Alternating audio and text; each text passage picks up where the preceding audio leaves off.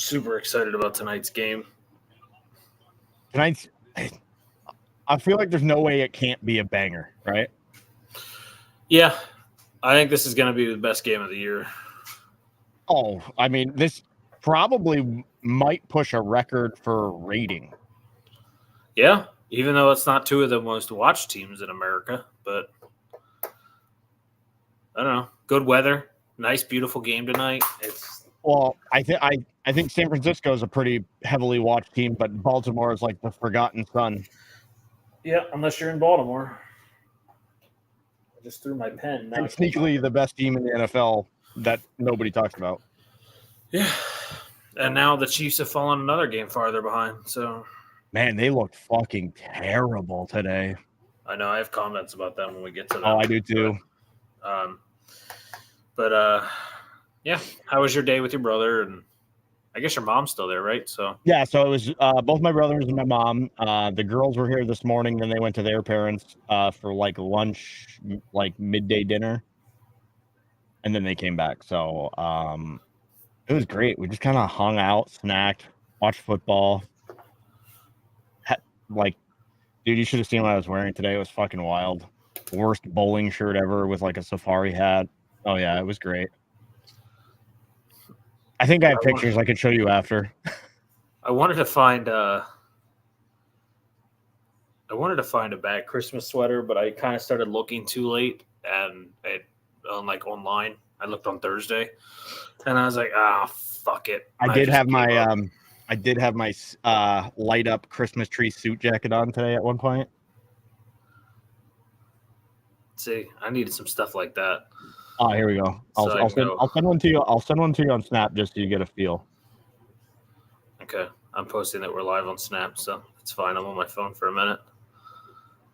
I gave up on doing a Merry Christmas, Darlene. Hope you had a good day.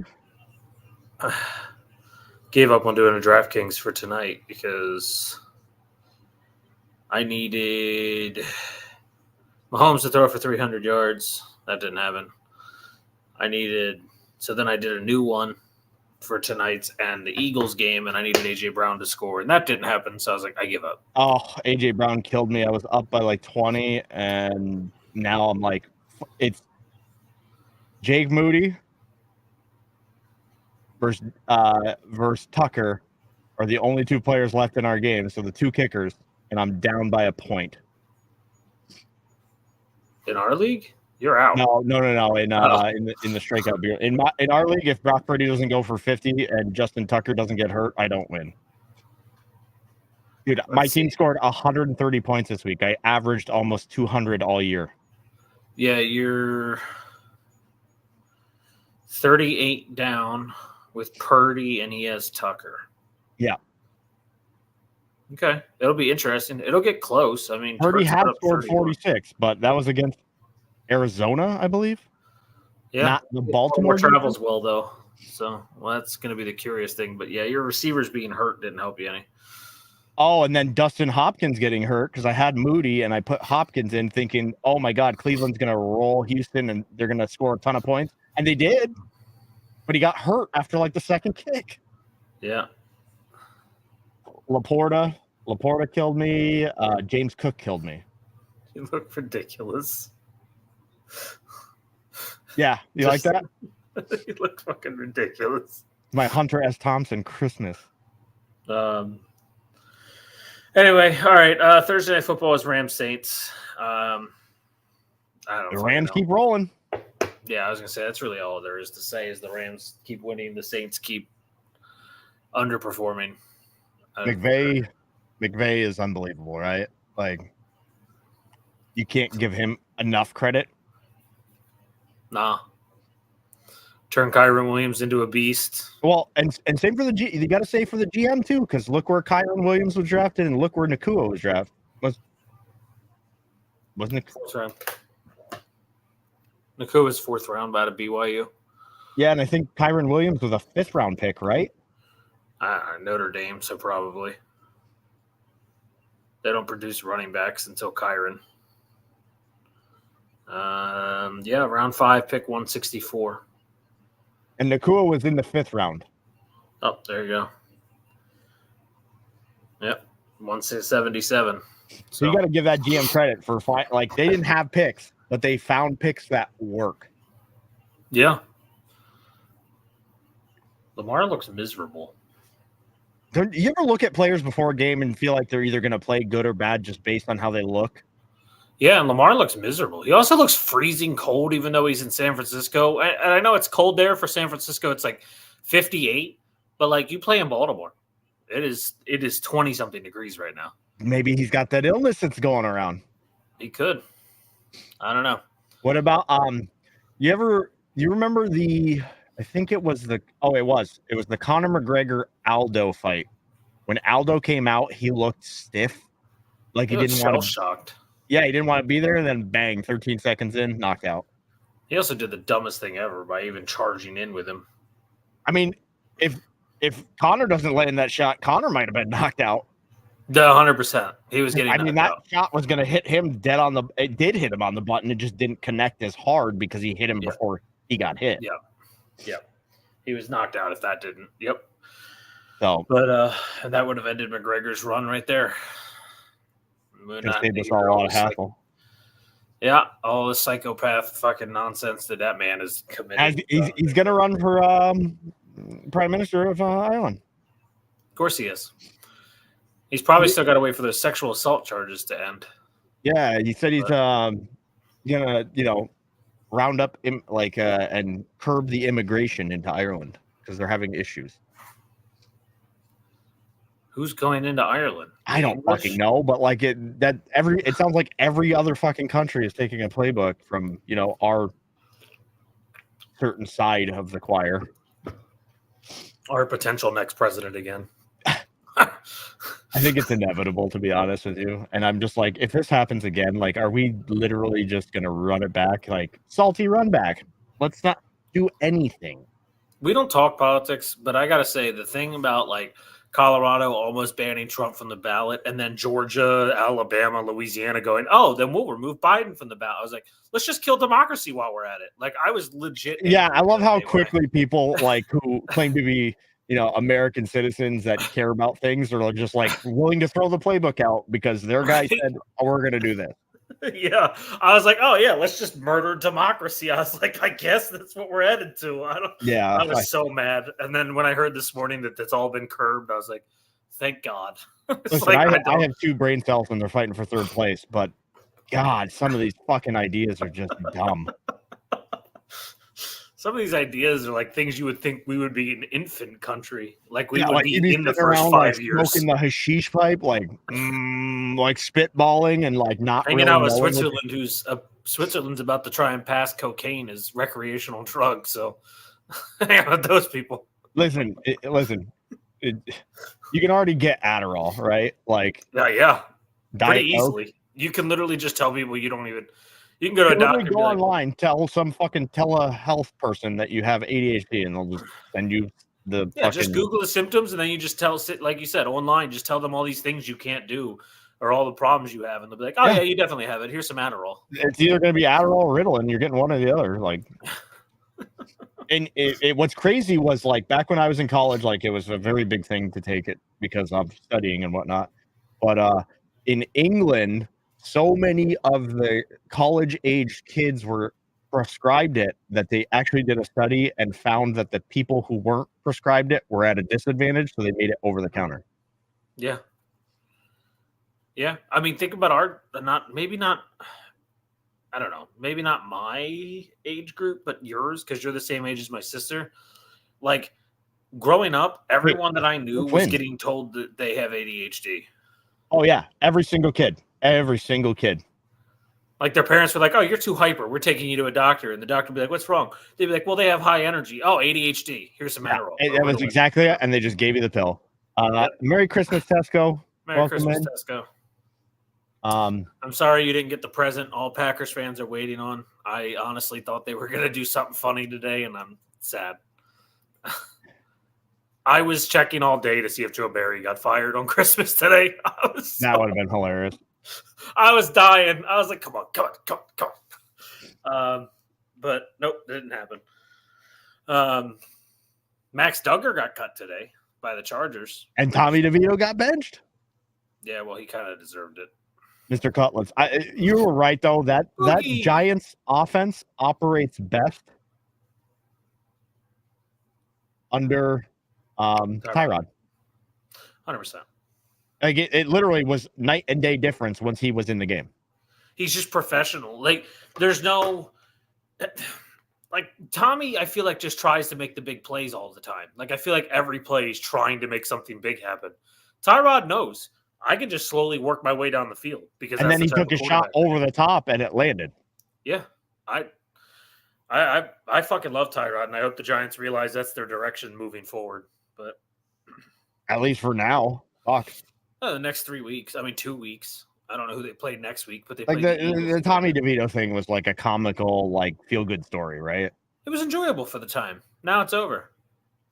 How different my room looks now that I have. I see those birds, and I'm not sure if we should really celebrate what they did today. I think she's just happy that they're in first place now by themselves. Well, that's because the Cowboys take an L all the time. Battle of the Frauds was great. Let's get through these games because we got a lot to talk about. Yeah. Can I before we get into football? I know we talked about the Ohtani thing. Have you? I can breathe again. Oh, okay. Pistons historically bad. 26 straight losses. 2-27. I posted the thing in Chewy's Discord about how the NBA season started on October 24th, which was the first day of the World Series. And the Rangers to this day still have more wins since October 24th than the Pistons do. And Chewy was like, I will fucking kill you. And I was like, I'm just saying, dude. I don't like the Diamondbacks only won. It's an actual truth. It's not me making something up. The Diamondbacks only won 2 games in the World Series, so the Diamondbacks to this day still have as many wins as the Pistons. Yeah, that's true. I just don't. I don't know. And then, and then my dad comments when I posted that on Facebook and goes, "The Wizards can't be much better. He doesn't know basketball." And I was like, I actually don't know. And then I looked and I was like, well, the Wizards are literally 5-26, so I guess they aren't much better. Listen, that's like 100% more wins, though. Yeah, I mean, it is 2.5 times the wins. Yeah. So, I mean, they're on pace. They're on pace. You know what sucks about basketball too is that like it's a lottery pick at the end of the year, so you're not even guaranteed the top pick. You're just guaranteed the highest percentage of possibly getting the pick. Yeah, they were the worst team in the NBA last year, and they got 4th in the draft. Yeah, that's why I kind of like it. Like you can tank, but you can't really tank for the top pick. No, yeah, I think it prevents tanking hardcore. Like there's no, like the Sharks right now. Like I feel bad that they're that bad, but there's no chance. There's no Chicago had the 5th best odds last year and got the number 1 pick. Yeah, and I saw Bedard's Michigan. And then Zegras had a Michigan literally like an hour later. I was like, all right. Yeah. By the way, those 2 guys have just unbelievable hands. Zegras, I'm so sad that he's in Anaheim, and I feel like they're a couple pieces away from being like a really good young team, but they're so young. I just don't think they can be that great. They also need to figure out the goaltending situation, but there was something else. Oh, so you said Ohtani. I got to bring it up. Did you? I know I could have mentioned this anytime because I never thought about it. But when the Rams game on Thursday, when they advertised Ohtani as now a part of LA, I was like, I didn't think about it. And then I saw someone post it and go, the funny thing is he's been in LA the whole time. Not really, though. I know Anaheim's across the bridge and, Anaheim, there's like, they were just trying to make it sound like they're part of LA. It's kind of like, not really. Like everybody in LA knows they're not part of LA. Yeah, but like that's kind of where they get a lot of their crowd from when they're not Dodgers fans. Well, that's all they can get. He didn't really go in, and he lived in LA. I was like, I don't. But I'm happy for the Dodgers. At least I don't know. I'm very curious to see how this is going to work out because people are forgetting Yamamoto's never pitched in the league, so we don't know what it's going to translate to. And Ohtani's not going to pitch for pretty much the whole season. No, he's not pitching this season. They've already everybody's kind of confirmed that, So it's just we'll see what it all translates out to. So I don't know. I'm upset because as an Orioles fan, we didn't even try and get the Matsui kid from Japan that wound up going to the Giants. Apparently, we didn't even try, and I'm just a little aggravated because we need pitching, and I just don't get it. Like, I knew we were never going to get Yamamoto. I knew we were never going to get someone like Ohtani, but the lower level, the guys that are considered to be good Japanese pitchers but not going to be aces, why not? Jesus Christ, first play for the Niners, and Brock Purdy almost gets drilled. This is going to be I think this might be a real Didn't the Giants sign Jung-Hoo Lee? Oh, they signed, is that the outfielder? Yeah, the South Korean. Yeah, and then they signed yesterday or 2 days ago, they signed Matsui, the left-handed pitcher from Japan. Oh, Yuki. All of the Japanese and Korean players have signed to California teams. It makes sense because they're closest to being able to go home. Yeah, that and Seattle are the two teams that two areas I thought. Outside of the West Coast teams, the only other place they're going is a New York team. Yeah. Like, at least for their first team, you may see them move to like a Texas team, some type of contender after the fact, but they're most likely going to be a coastal team to begin with. Yep. They just, again, like, it saves time if you have to go home, anything like that. Like one of the guys I work with, he's from Taiwan. So, like, his flight home from where we are is 26 hours. Yeah, that and better climate. They don't get the humidity. It's just. Yeah, they don't really have to deal with too much, So they don't have to deal with snow. They don't have to deal with the 90% humidity all summer long. In major leagues, like, who's really what? No one. Hold on a second. I literally just read the article. We were talking about Matsui, right? Mm-hmm. So I just. What the fuck? Are you looking at Hideki Matsui trying to get Yamamoto to the Dodgers or to the Yankees? Yuki, I literally just read what you said, and now I'm reading an article that says Yuki Matsui, Padres signed Japanese closer to 5-year contract.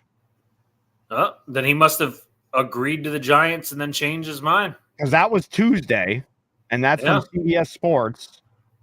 And that's actually December 12th, 2023, 6-year, 113, pending physical. And then I'm reading right now. And there goes Kittle. That he signed with the Padres. I told Ravens fans, Geno Stone isn't special. He just picks the ball off. They left him in one-on-one coverage with George Kittle. And there he goes. So, 2 days ago. Now he's a Padre. I guess. Whatever. But that doesn't it's so weird because it was showing a much different contract and him signing in San Francisco, and that was 2 weeks ago. Unless there's two Matsuis. But both named Yuki?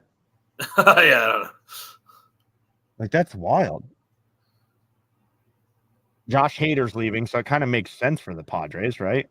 Yeah, he's a former Oriole prospect that we traded as a minor leaguer. I was like, can we get him at least? We're not going to. We're going to do nothing. Every year, dumbasses promised us, we're going to do so much. Lourdes Gurriel signed with the D-backs. I don't know why there's conflicting information, but maybe he did back out of a deal, or maybe something spooked him. Yeah, I just read it again. I don't know. I don't know. It's just so strange, but yeah, no, I get it. So obviously Hader's out there as relief closer, right? Yeah, closer. And is it Corbin Burns? I think it is. That is a Brock Purdy pick to Mr. Kyle Hamilton. Yeah. That ain't helping me. Colin Cowherd ranked his top 10 players in this game, and Kyle Hamilton wasn't on his list of top 10 players total in this game. That's still bothering. Hamilton wasn't on the top 10 in this game? Nope. He said it was between Ayuk and Hamilton for 10th, and he put Ayuk at 10. And I was like, I would take Kyle Hamilton over like 4 people on both teams. I mean, he only had 2 Ravens. He only had Roquan Smith and Lamar. The other 8 were all Niners. He didn't have Patrick Queen. No, he didn't have. He didn't have the big guy up front that's like sacking every game. No, yeah, Matabuke. No, he only had 2 Ravens. That's insane. Yeah. Like I could understand. Well, it would be really hard to rank them, I guess, because I mean, you could think of Lamar and maybe Zay. Like I would take Zay over probably Kittle, but you're not taking him over McCaffrey, Debo, or Ayuk.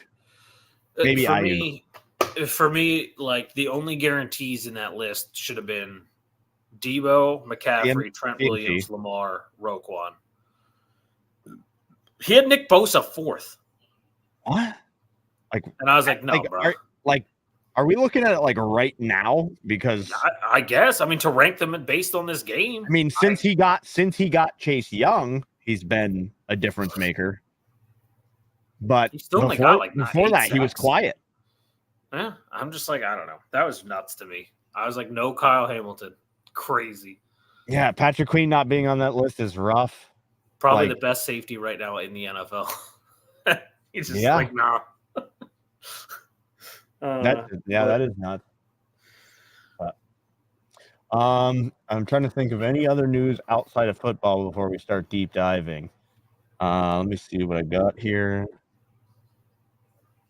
Yeah, we talked about the Bedard and Zagreus, Michigan. So it's wild. Obviously, there's not much going on in the sports world outside of football today. I mean, the NBA is having their Christmas Day games viewed by. Yeah, the Lakers got beat by the Celtics, of course, because the Lakers are just riding the LeBron train till their death. Yeah, and the Celtics are the best team in the East. So, let's see what we got here. I just want to make sure. Chelsea's lost 4 in a row in the Premier League. Did I see they lost to Wolves? Yeah, and they play Crystal Palace tomorrow. Oh, Wednesday. And if they lose that one, they're going to be only a point above relegation. I haven't. Oh, and then what was it? What was his name? Ratcliffe and Man United. Yeah. The Ineos CEO, right? Yep. $300 million to put into Man United. Ooh. Yeah, but unless they fix the managing situation, they're going to continue to collapse too. They're going. Oh yeah, I think that's honestly where they should go is take some of that money and find themselves a good fucking coach and manager. Yeah, Chelsea needs to do the same thing. They need to stop rotating managers every fucking year because we haven't had a full manager for a full season in like 4 years. But we need to go get one that we actually know can do the job and then settle with it and let him go through the growing pains. But we are just it is so bad. I don't even watch. I haven't watched a single game since like week 2 because I can't do it. So Ratcliffe and Ineos bought in for $1.3 billion with $300 million on top to invest in the team. Yeah. By the way, what's funny is when you read the article, you can see that he almost gave like a backhanded. It wasn't even a compliment. It was just like calling them out for the way they've run the team into the ground from being a top contender to not winning anymore. He says, we'll bring global knowledge, expertise, and talent from the wider Ineos sport group to help drive further improvement at the club while also providing funds intended to enable future investment into Old Trafford. And we are committed to working with everyone at the club, the board, staff, players, and fans to help drive the club forward. And our ambition is clear. We want United back where we belong. Yeah. And so when I read into the deal, he actually got shares that he wasn't originally supposed to buy because he got Class A and Class B shares. And Class A was only apparently for, let me see if I can find it, was originally only for the Glazers. And because they are not so welcomed anymore, they agreed to sell some of the Class A shares, which are traded on the New York Stock Exchange. Oh, sorry. The Class B shares are previously held by Glazer family, and then 25% of the A shares are traded publicly. So he can make money on the A shares, and the B shares are kind of like that. We own this team. Oh, intentional grounding. Safety, intentional grounding in the end zone. Yeah. I can't believe the ref fell down and tripped Lamar. I've said it, man. Lamar does not look. He didn't look before. He doesn't look comfortable. It is kind of hard to see that you can call this intentional grounding since the ref did trip Lamar. But, I mean, he's technically part of the field. Yeah, it's kind of like a ref in hockey. If the puck hits them and shit, it just kind of is the way it bounces. Like, yeah. Also, he didn't have to run to the end zone. He could have thrown it away before that. He's an idiot. I've said it. People keep saying MVP, but 15 yards he went back. People keep saying MVP conversation, but he's making a lot of mistakes this year that I think are very boneheaded mistakes. And did you see? I don't know if you saw their offensive line, but they let Bosa, Young, and 54 through without touching him. Yeah, I know. What the fuck? It was supposed to be a screen pass, I think, and he just backpedaled the whole way. So yeah, I'm set. We're probably going to comment on this game a lot as it happens, just because it is so anticipated. Just to be clear. But all right, Bengals Steelers. Not much to talk about in this one except for Mason Rudolph had a game of his life. I'm telling you, script writers. Reports are that maybe he might be starting this week. I haven't heard anything confirming that now since then.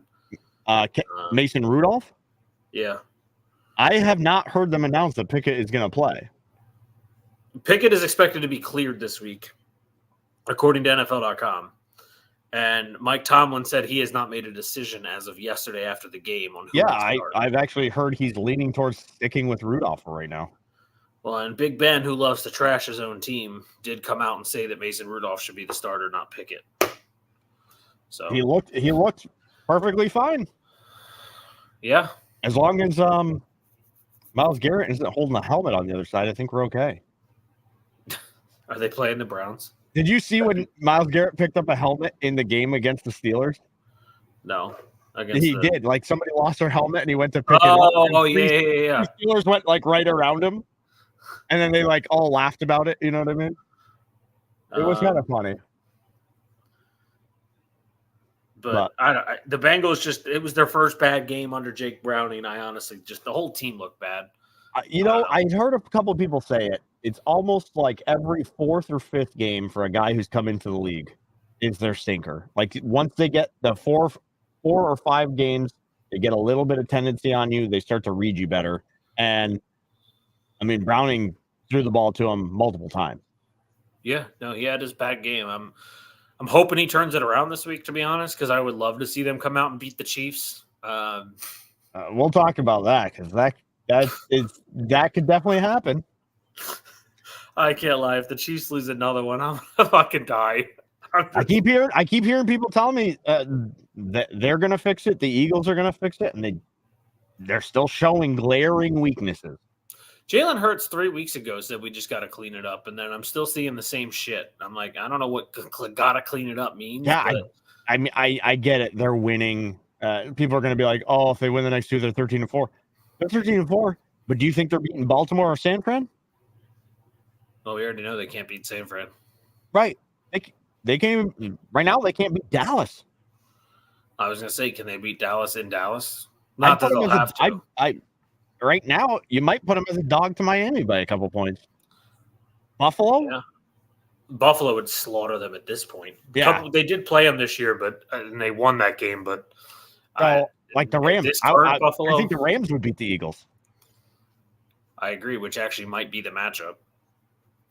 So the Lions, there's like so many teams. I'm like, they're not better than these guys. We'll get there. I don't want to get too sidetracked. But anyway, Steelers, they play Seattle this week. I don't know what to make of that game, to be honest. That is an ugly game. For the record, for those who were trying to keep up with the schedule constantly moving around in the NFL, there is no Monday game this coming week. There is a Thursday night game, a Saturday night game, and then everything else is on Sunday. And as of right now, there is no Sunday night game. Oh wait, yeah, it is Green Bay and Minnesota, and I don't. I was know gonna why. say, is that the one they're like they leave the flex open on? They left it open and chose Green Bay and Minnesota. I honestly don't know why they didn't choose Baltimore and Miami. Baltimore. What time is that game? 1:00. I get both East Coast. I still don't understand why it's not a 4:00 game, if anything. I would have made it Sunday Night Football in Baltimore. It's in Baltimore. Like, make it Sunday Night Football. I just don't understand. That game was wide open. They had no one in the spot as of yesterday. Kittle. But then after Minnesota lost and we won, they were like, "Oh, it's a battle for the second place in the North and a potential 7 seed in the NFC." So they put it into the flexed Sunday Night Football spot, and I was like, "Wonderful." If it was in Lambeau, I'd be a little more excited because I'd love to see some weather. But like, it's in the dome. I don't care. Yeah. But anyway, Pittsburgh wins this game. They continue to. I mean, all they got to do is win one more, and they automatically don't finish under 500. If I'm correct, I think Pittsburgh. Yeah. Oh They're yeah, 8-7. that does, So yeah, if they win, did that bring them to 500? That brought them above. They were 7-7 entering that game. So if they, I got a couple special guests here for you. I just want to say Merry Christmas. What's going on, Matt? How you doing, bud? Not too bad. How you doing? I'm doing all right. If you want to see the other one, he's here too. I mean, I don't care. Merry Christmas, guys. I gotta get my pen. And don't be flexing on people. You didn't even want to watch the game before it started. I didn't want to watch the game. I didn't even watch the game. I watched like a quarter of it. And I'm still very happy you guys beat the fucking Chiefs. Well, the fucking Chiefs were just brutal. I mean, Lamar already took a safety. Did you see that? He just took over the ref. They're done with Kansas City. They're helping San Fran now. Oh, and now it's Baltimore's ball. 4th and 1, and they're going to go for it, aren't they? And they went for it, and Kyle Hamilton sacked him. Oh, my God. Kyle Hamilton is going to be the X factor in this game. And they called holding on the defense. On who? The defense. Oh, no. I'm like a little behind you, so. I don't know. Sometimes I feel like the games are like meant to have a certain team win. I'm not saying this isn't holding because I haven't seen the replay, but like just every time I feel like San Francisco's that's really fucking weak. They did make some weak calls today. We can talk about refs at the kind of like culmination of all the games. I stand by the fact that they need to make all penalties like a quick review in the booth, and then they can go, "You got it wrong. Let's just pick up the flag." Like while they're going out to make the call, you can do that type of quick review up in a booth. Like as stupid as it sounds, just add 7 to 10 fucking seconds. Like it's that simple. 10 seconds. Yeah. Yes or no? Like you just get a yes or no from a guy up in a booth that has a microphone. Yes. Yeah. You have a mic in your mouth and you can talk to him and tell him what you were about to call. And then he checks it and then says yes or no. You can literally do that as you're jogging to pick up your flag. Yeah. I don't know. There's just some things that need to be done. The refs have really started to influence football lately, and it just sucks. Oh, that's the last thing you want to hear, right? Like that they have an impact. And I get like people can cry, like Kansas City people can cry, but if you're offsides, you're offsides, right? Like, yeah, and that was called. It's actually been called 4 times on receivers since that game. I actually think it was called on a Kansas City receiver since that game. It probably was. Probably MVS, knowing him. Yeah. But yeah, I feel like they are inserting themselves in some situations where they used to just let them play. Jadeveon Clowney made a football play? No.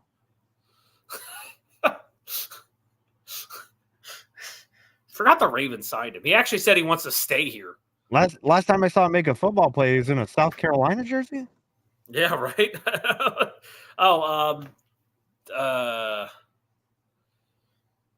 Who was it? I actually meant to bring this up last week. There was a linebacker who used to be really fucking good that got in trouble for substance abuse problems and has been out of the league for 7 years. And he's 32, and he just got reinstated 2 weeks ago. Oh, I did see that. I did see the guy. Rolando McClain. Yes. Ron, and he said he wants to. He said, Baltimore, give me a call. Listen. And I was like, he said he's been staying in shape the whole time. I was like, oh, why not? I don't know. If you're a team out there and need a linebacker, give him a call. 32 is not that old for middle linebacker. We see Bobby Wagner still elite at his age. So, and this guy just obviously this guy hasn't been taking the hits for 7 years. Yeah. So if he's still got the speed and he's still got the talent, why not give him a shot? At least take a look at him. Yeah, he was second team All Pro the year before he went bye-bye. So, but anyway, all right. We keep getting sidetracked. Chargers, Bills. No. Bills a little weary here. Chargers played him tough. I don't know if this was a shot at the Bills or if this was more of a we're coming back now that we don't have Brandon Staley and the Chargers are going to start being competitive. Not sure the defense certainly looked better. Yeah, 100%. And Easton Stick even looked comfortable. Somehow, I don't know. I still don't understand how that guy's not in the NHL with that name. He's a walking billboard. And he played at North Dakota State, so you'd think he'd be like at least play some hockey in his life. But no, I don't know. I thought this was a good game for both teams because the Bills prove they can win these tough, grinded out games on the road across the state country in prime time. You know, it was a good gateway for them to say we can hang even when we're not performing at our elite level. And the Chargers it shows that Brandon Staley really was the problem. Even in a loss, they look better. Like they looked better against the Bills than the Cowboys did. Oh, for sure. And the indictment is that they looked better on defense. Much better. Yeah. I actually yelled at my brother today because he's like, well, Staley could probably get a defensive coaching job somewhere else. I'm like, I wouldn't fucking hire that guy. Are you kidding me? He couldn't even get his own side of the ball right. Yeah, maybe a linebackers coach. That's all I can see. Yeah, he would have to start at the very bottom again. Like, you just can't trust his ideas. Yeah. And somebody from within the organization came out and said he basically, he always thought he was the smartest guy in the room. You could tell by his interviews. So that was kind of damning, if you will. I did do a little research into the teams that have actually manhandled the Dallas Cowboys after this Bills game, and I did it today because I was like, what really went wrong with the Cowboys last week? Because I was playing the fantasy drafted Madden season in the Madden 24, and I started the first game of the season. I've only played one game, and it was Micah Parsons was on the Bears, and I kept running towards Micah Parsons, and I was dominating. I was like, let me do a little research. So I watched the Bills. 3 of James Cook's long runs were right at Micah Parsons. Yeah. We've talked about before how he's really bad against the run, but he is a big problem for that defense against the run. Well, again, he's slow on the road. He has almost a zero impact unless he's creating pressure. And if they're behind, he doesn't get there. No, because he over pursues. He leaves wide open gaps. He just consistently thinks I can just use my speed. He doesn't understand there's a second element to the game. Him and Diggs are the same player, just different positions. Yeah, all about the show. Yep. Listen, the Cowboys care more about flair than they do about winning. Let's be real here. God, Patrick Ricard is so big. I know you're like 5 seconds behind. Watch this man move across the offensive line on this audible in a second. It's a fucking fullback. I don't know. Dude, I swear to God, even the biggest guys now that are making the league move so fast. Yeah. So back to the Bills though, because that was something I noticed with the Bills taking advantage of Micah Parsons against James Cook. There is a negative going on right now that not a lot of people are talking about. But since week 9, Stephon Diggs has not had a 100-yard receiving game. And I don't even think he had a yard in this game. 5 catches for 29 yards. So if the Bills are going to make a deep playoff run, because I think they're going to make the playoffs, everybody helped them this week. The Broncos, the Colts, the Bengals, everybody helped them out. The Texans. So I think they can make a playoff run. But Diggs has to come back to life at some point, or they're not going to get that far. Because James Cook's great, don't get me wrong. But unless they somehow win the East, which they still can,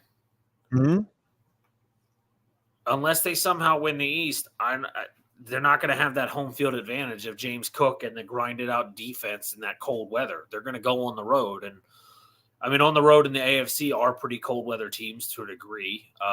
I mean, I guess you could have to go to Miami, but if you have to go to Baltimore, it's not great in January. Kansas City's not great in January. Cincinnati's not good in January. So, like, Cleveland. Buffalo is probably the team that travels the best into those situations, right? Yeah, I'm curious. Week 18 in Miami. I am curious of that game.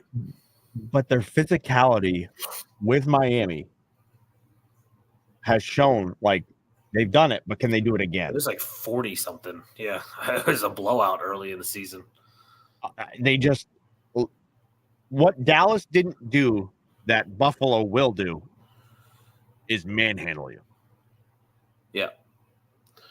Yeah, a Buffalo versus San Francisco Super Bowl would actually be really interesting. I would love to see Josh Allen finally get there. And I said this to my brother today, and it may be a little bit of interference. Thank like you. Of a hot ticket kind of like item, but I know Josh Allen has turnover issues, but I think we've kind of undersold him compared to Mahomes with what we're seeing now. Hold on.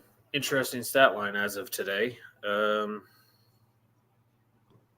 This is actually very interesting to me that you brought it up, because I was going to bring it up when we got to the Chiefs game, but I'll bring it up now.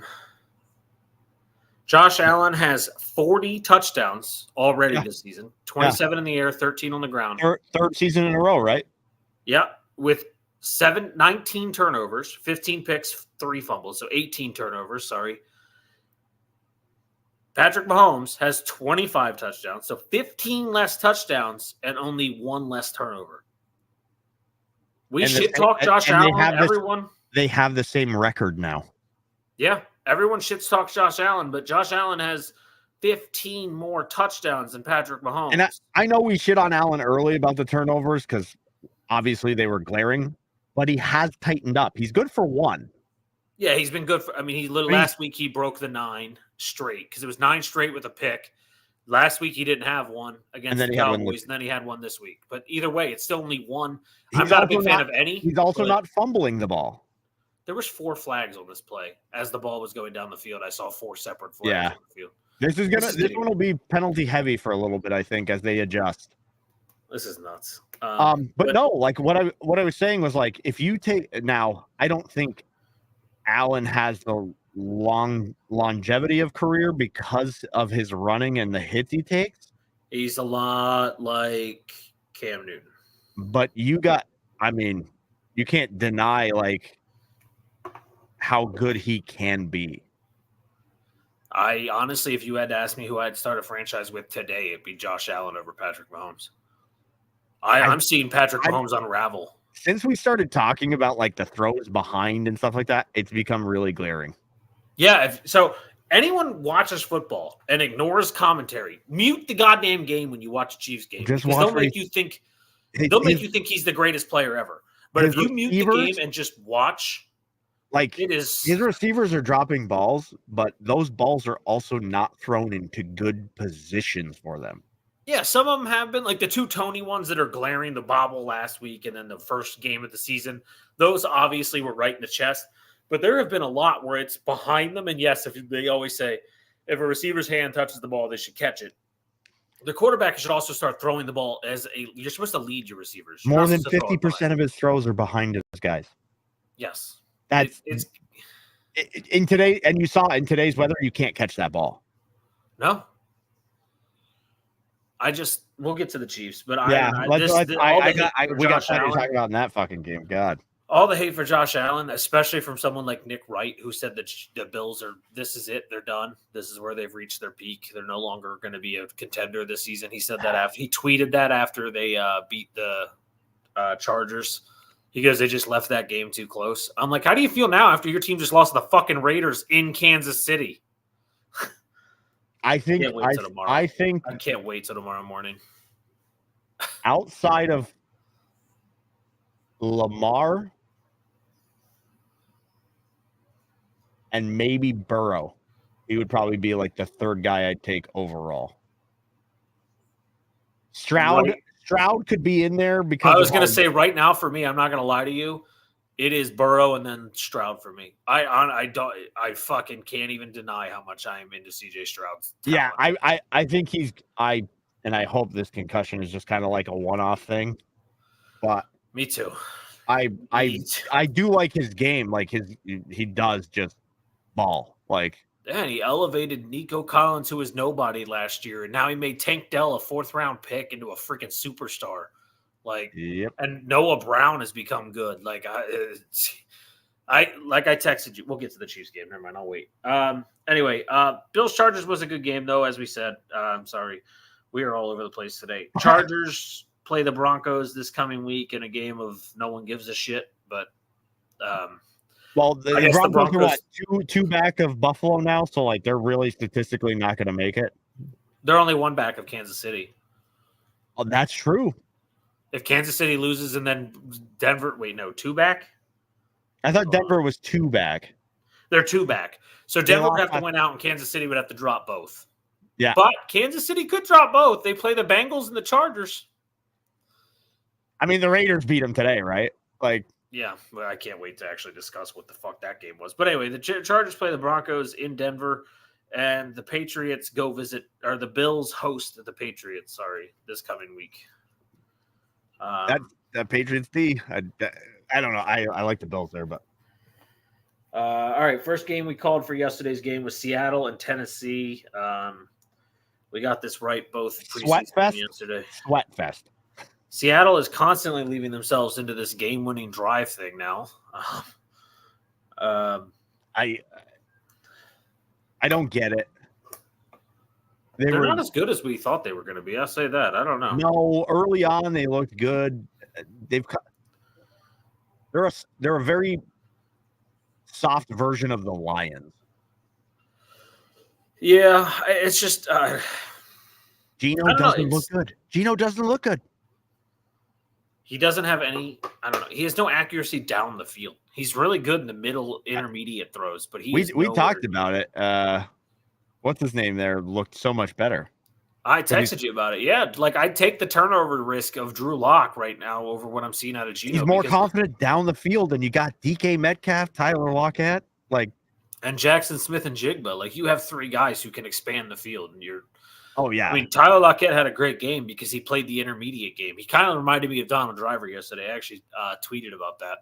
He was doing those 12-yard curl routes to the outside and just getting out of bounds consistently. And I was like, that was very end of career for Donald Driver-esque.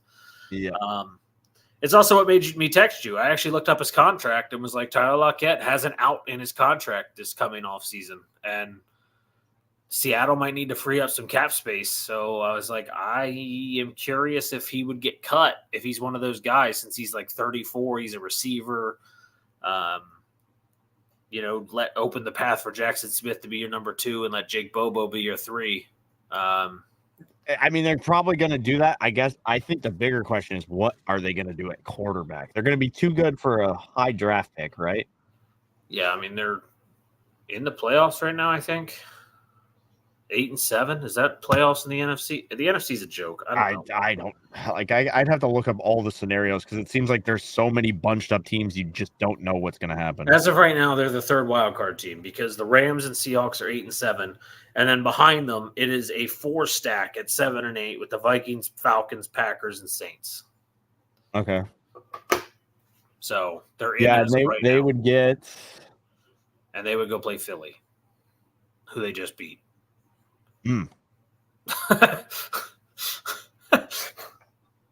I mean, It's not far fetched. Like a lot of these teams we thought were high end are just not there. I honestly feel like there's only 2 teams right now in the league that I feel are legit high end, and we're watching them play together. They're the only 2 teams I can say are like I don't have any worries about potentially getting blown out by a team. The Eagles, I've seen them get blown out. I've watched the Ravens blow the shit out of the Lions and the Seahawks. But these 2 teams don't get blown out. Even their 3-game losing streak while Purdy was dealing with whatever injury until he went to the bye, they were all like 3-point, 2-point losses. Yeah, I mean, one the kicker misses a kick, they win that game. Yeah, and one was to Cleveland in Cleveland. That's a tough out. Like that's a real tough 13. out. Yeah, they allow 13 points a game in Cleveland. Like I'll tell you what, if Baltimore loses this game, Cleveland is 1 game back in the division. And they're rolling with Joe Flacco. Like if Cleveland wins the division and they're only allowing 13 points a game at home, and they get to host the home game in January, I don't care who they play, they're winning that game. Yeah, that team is scary. And honestly, I hate to say it, but the questions will come because obviously you're seeing what Joe Flacco can do with his arm, but like he's got raw arm. Like some of the throws he makes, other guys just can't make. No, and he has confidence. He just believes that he's going to make the throw. And we'll get to that Browns game. He makes some of these throws over the top to the sideline. Like other guys, the ball would never get there. Nope, 100%. I've been so impressed by what I've seen out of him since he's returned. Honestly, but I think that, and we'll talk about it, but getting Flacco made them more of a contender. 100%. Seattle, Tennessee. Anyway, Seattle wins, like you said, just a very close.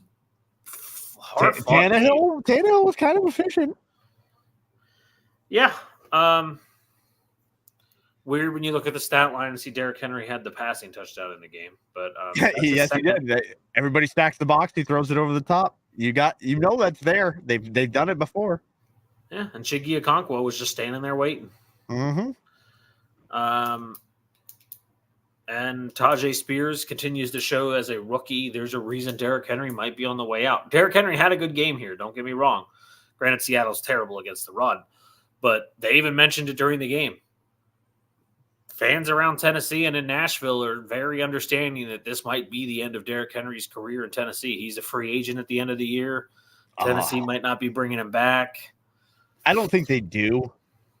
I think they let him slide. I think this, like the running back trend is going to continue. You're going to see these guys moving around and taking what they can because they're just not going to get paid. Yep. You see what you can get out of the draft every couple of years.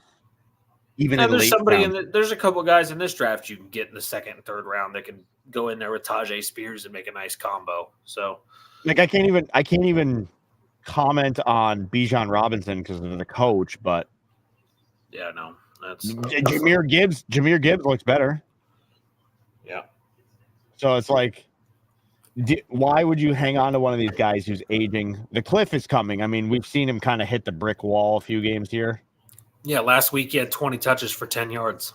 So I just think, and the way the game is going, you just need better pass catching backs, and you do it by committee. Yeah. Yeah. But anyway, it was a good game. It was nice to see Seattle get a win. I just don't think I don't know.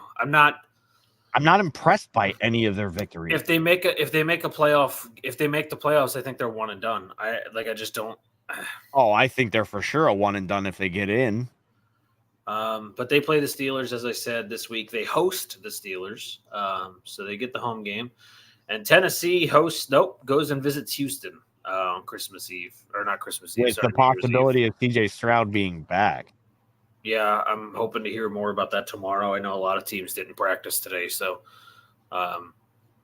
hopefully we'll hear about his update tomorrow. And I would love to hear he's back. It is weird to see him without Tank Dell, but I'm just hoping he's back. Yeah. And then obviously you have the Nico. He came back in that game yesterday. He's back. Yeah. Well, at least he's got one, and then the tight ends are healthy. Yeah. But next one we called yesterday was Colts and Falcons, and wow, We got this one wrong. Holy shit. Atlanta. Holy God. Yeah, where did that come? What Heineke? Like, what? How do you explain it? I just don't. Algier had 69 on the ground with a touchdown. Bijan had 72 on the ground and 50 more in the air. Kyle Pitts had that big 24-yard touchdown. They got Drake London in the game a little bit. Like they seemingly, Arthur Smith said, "Oh wait, I have weapons." And Holy just shit! played with his weapons. And our quarterback's not going to turn it over every other throw. Yeah, it was an interesting game. I was shocked. I kept waiting for Indianapolis because there was a while where Atlanta just let him hang in there, and I was like, all right, Yeah. Indy's going to make the play now. Indy's going to make this play right here. Oh, another fucking pick. But fucking Gardner Minshew just kept turning the ball over. This is a weird score, 5-3. 5-3. I know. I was just looking at that. Like, how hilarious is it? Brandon Stevens deflects it right into Marlon Humphrey. Wow, 2 corners on a blitz. Oof. Though I will say this, the 2 turnovers are bad because, I mean, that's not his fault. That was just a jump ball that Brandon Stevens tipped in the air. But the Ravens got to be concerned because the Niners are driving. Like every single drive. They're getting down there. Eventually, they're going to score. And you haven't driven the ball at all. Yeah, the first pick was in the red zone. That pick was on your side of the field. Like, your defense might be turning the ball over, but that's not going to consistently happen. Wow, good play by Stevens there. Yeah, it was impressive reflexes because he clearly wasn't about to jump. Yeah, and that saw the release was and jumped. Well done. Let me pull up the stats from this game because like I was saying about the Colts Falcons game, Gardner Minshew just didn't take care of the ball. 20 of 37, 201 yards, a pick, no tutties, 6 sacks. Well, yeah, and when I say he didn't take care of the ball, like he didn't have a lot of turnovers, but they got into a lot of forced situations where he just would drop back, get pressure, and just not do anything. There's a couple times where he just kind of laid down. I was like, what are you doing? For a dude who lives in a bus, I think it's a little bit tougher. You know what I mean? I don't know. I thought Indy was going to go realize, Jacksonville loses. You said it during the podcast. You said, I don't know what Vegas fucking sees in Atlanta because we don't trust them. And we didn't. And then they fucking blew us out of the water and Vegas was right. And then Atlanta's going to get their ass curb stomped next week and look like Atlanta again. So I guess here's a scenario. They missed the playoffs. I mean, they're statistically what?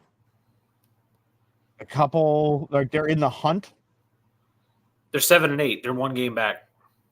They're behind the Vikings, but the Vikings slid. They're behind the Seahawks, so they could jump the Vikings. They have the tiebreaker over Green Bay.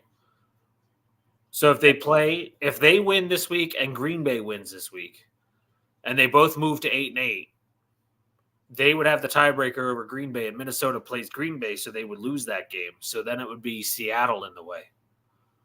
And Seattle play. Who do we say Seattle plays? Pittsburgh. That's a tough out. Yep. But what I was talking about with the Falcons is the possibility of not only losing their coach, but are they kind of waiting to see what happens with Fields? Everything I hear is if Chicago trades him, it is Atlanta by a long shot as the favorite to land him. By a long shot, so like they're the number one. It's Vegas odds have them way ahead of everybody else. It's Pittsburgh and Vegas behind them. I don't think he fits in Pittsburgh. I don't either, because the rumors, I meant to mention this, we talked about the Steelers. There's a lot of rumors right now that Pittsburgh might be trading Mike Tomlin when the offseason I did hear that last night too, and I was like, oh shit. And the teams that are interested already coming up that are interested in Mike Tomlin are Chicago, Carolina, and Washington. Ooh. Which Chicago's interesting because I'm like, you have a head coach. Like, we all know Ron Rivera's gone at the end of the year. We're not. Yeah, for sure. I mean, it's kind of time, right? Like, let's turn over the franchise. Yeah, and Carolina's obviously on an interim coach who they're not going to stick with. He's not doing Antonio Pierce things. So, like, I get them as well. But I was like, why is Chicago coming up unless everybody already knows Eberflus is leaving? Like, I want him to, but, like, I don't know if that's what's going to happen. But I thought it was interesting. Mike Tomlin potentially traded as Pittsburgh apparently wants to move in a new direction. Well, that wasn't, and just so we're clear here, again, what we talked about this when we were texting is I don't want to see Fields traded. I don't either. I think he's good where he is. I think they can build around him. I think they've got blocks and pieces, but they need to keep improving. They have a ton of cap room. They have the most. So, and then they have all these picks. And they've locked up. So they still have the most after locking up Montez Sweat, their number one corner, and they just locked up Eddie Pinheiro, their kicker who's only missed 2 field goals this season for the next 3 years. And they have DJ Moore locked up. And you're seeing Fields be, how would I call it, efficient, way better than he was in the last calendar year. Hold on. I'm very curious of something, actually. Let me look at this. Because this will be interesting. I mean, he is still a serious threat when he runs the ball. You saw it this week. Disgusting when he runs the football. So he's got 2,100 yards through the air, 15 touchdowns, 9 picks. And then he's got another 585 on the ground. And that's kind of low, to be honest. Yeah, but he missed 3 games. Oh, that's true. I forget about the stint he was out. Yeah, he missed 3 games with Bagnett starting. So if you take those stats, reminding yourself that he missed 3 games, and you look at America's quarterback, Patrick Mahomes is 1,600 yards ahead of him and only 10 touchdowns ahead of him. With 3 games out, maybe he gets 6 touchdowns in those 3 games. He's only 4 touchdowns behind Mahomes at that point. I hate to say it, but you should probably compare him to Allen. Allen has more yards than Mahomes right now and 40 touchdowns. So I don't. You know, I mean, if you're gonna set a standard, because obviously Allen has the turnover like a worse turnover margin, but he's there. That's what he's striving to be, right? Kinda. He actually gets down. He's not dumb and doesn't lower his shoulder and run into people. He's kind of like Lamar, to be honest. He's a lot like Lamar, where he avoids hits, just uses his legs, runs. Huh. Oh, I thought they missed the timeout and took the penalty. Like I said, I'm a couple seconds behind, so you probably. Oh, I don't know. My laptop takes about a quarter of the screen. I can't see the score. I have to constantly look like that to see it. No worries. But anyway, sorry, Raider. No, that's not the game we were on. The Falcons just, I don't know. I don't know. They're too inconsistent to like take week to week. You just don't know what you're getting out of that offense. And oddly, they're so much better at home. So I don't get it. But, like defensively, cool. Like you're good. Yeah, but offensively, with those weapons, you should have way better output. Yeah, they go on the road this week. They go visit Chicago, and the Colts host the Raiders this week. So Raiders off a fresh win. Yeah, Antonio Pierce really looking good, man. Who'd you say Atlanta had? They get the Bears? The Bears in Chicago. Oh, that's a good one because, again, Atlanta's defense is like 6th in points. But their points for is like, I don't know, bottom 10 in the league. No, it's yeah, you're right. It's going to be a fun game. I actually think it's going to be a really good game. I feel like this is one where Fields could kind of show what he's made of. Yeah. Because it is a good defense and he could post some points. But like I feel like with Atlanta, they could also just shut him down immediately. When you're in the red zone against the Baltimore Ravens and they have an and goal situation, there is one human being you have to make sure you have an eye on at all times. And his first name rhymes with a bus. Yeah. Fucking Gus Bus is someone you need to have anything. Fred Warner should have been making sure that man didn't get in, but I don't know how you don't cover him when you know they lost their explosive running back, and this guy gets the ball 95% of the time in the red zone. yeah, he's a giant meatball. But whatever. All right. So Yeah, 10 he's to the bus 5. 2.0. What is this, baseball? Good for Gus. He's a free agent at the end of the year. He's not going to get a big contract, but somebody's going to take him to be their red zone power back. So Do you think they let him go? I do, because they apparently want to re-sign Dobbins. So I get it. Well, you still They'll got to have wait to see Dobbins what and Dobbins Keaton. looks like. I mean, this is reports are that Dobbins and Mark Andrews are both expected to return for a playoff game if they make it deep enough. I forget Baltimore basically has locked up at least a first or second round, so like they have more time.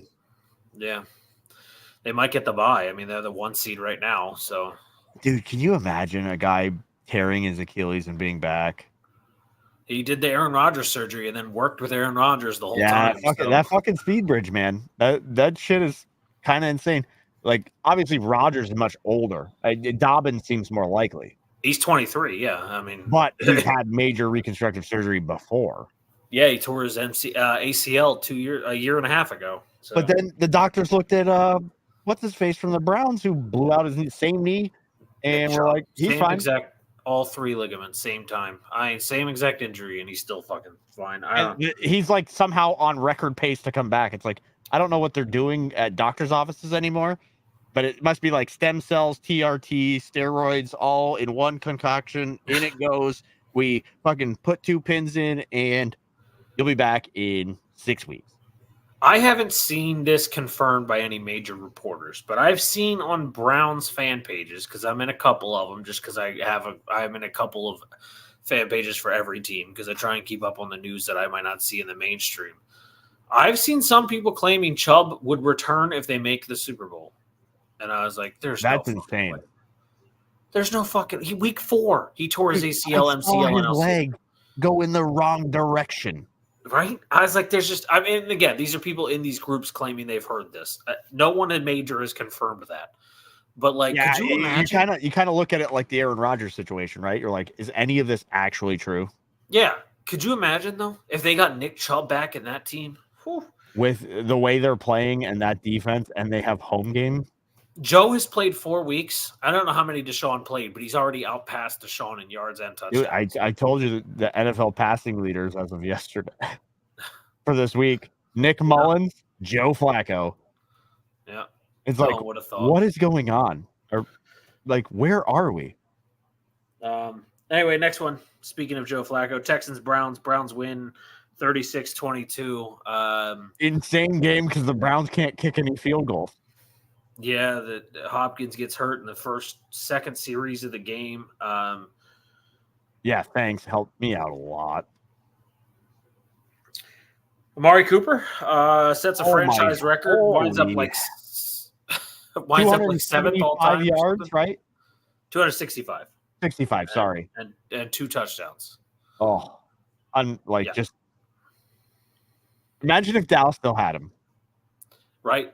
DraftKings over-under before that game, because I actually had him, was 60 yards, and I took the over. And I was like, oh, okay, you just fucking ran with it.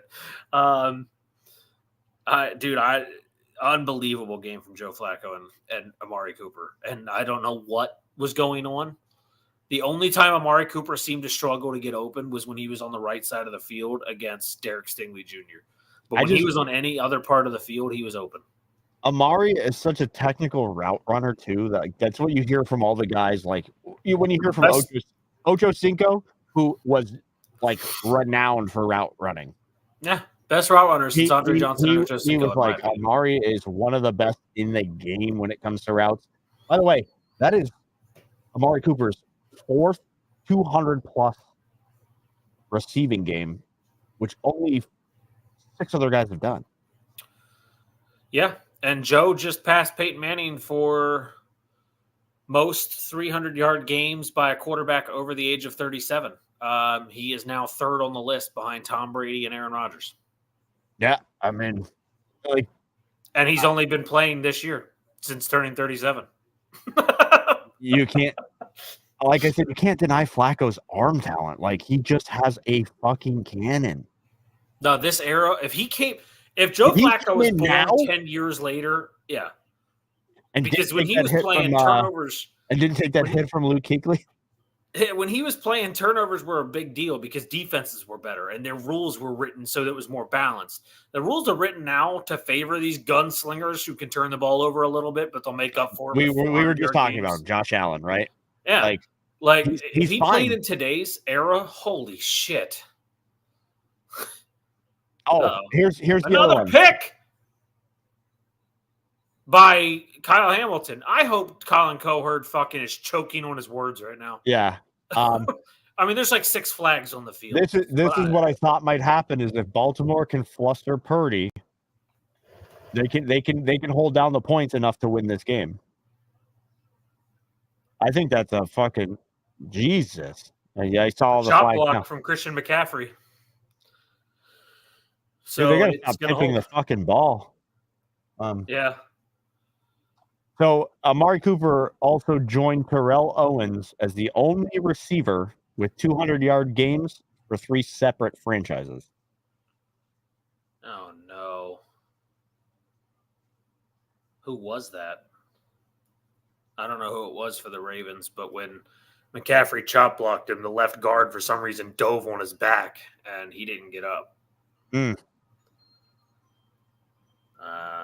That's So not yeah, good. like I was just saying, Amari Cooper, 200 yards, 3 separate franchises. So he has 4 total games over 200. Oh, Raiders. I was like, who besides the Cowboys? That's right. Keep forgetting he was a Raider. I forget how long Yeah. he's been in the league.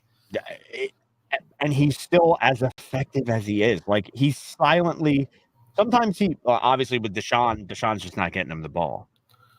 But now you have a $240 million mistake you're staring at because you can see what this team is with a serviceable quarterback. Yeah. Yeah. Man, and a they guy the did whole it. team loves. They all are just talking him up. Everyone in Cleveland loves Joe Flacco. And he doesn't want to leave. He doesn't want to go play for anyone else. Nope. That's why he said when he was on the practice squad, he didn't want to go anywhere else. I was like, well, you can't help it. Like it's in the rule book that you. But he would probably just retire. Yeah. But good for Joe. Good for the Browns. It's Texans, exciting though- to see them relevant. I'll tell you that. First time in 70 years, the Lions and Browns have had 10 wins together. Well, hell is freezing over. Anyway, the other side of the ball, I don't know why it was ever a thing, but hopefully moving forward, if Stroud can't play, it is Davis Mills' game to play. He is so much better than Case Keenum. I do not know why they've been going just with Case Keenum. garbage, right? Like I said it last week. I was like, I don't see it. I don't know why. Like, I know they won that game against the Titans, but it wasn't a pretty win. It wasn't a good win. Davis Mills has more talent. He's good.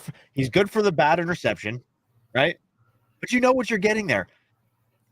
He's probably along the lines of like a Desmond Ridder, maybe a little bit. I think he's a little. I think he's better with the ball, throwing the ball, but Ridder has the better athleticism. Ridder has the athleticism piece, right? So it's like Yeah. I'd put them kind of in that same tier if you had to rank all these I guys. agree.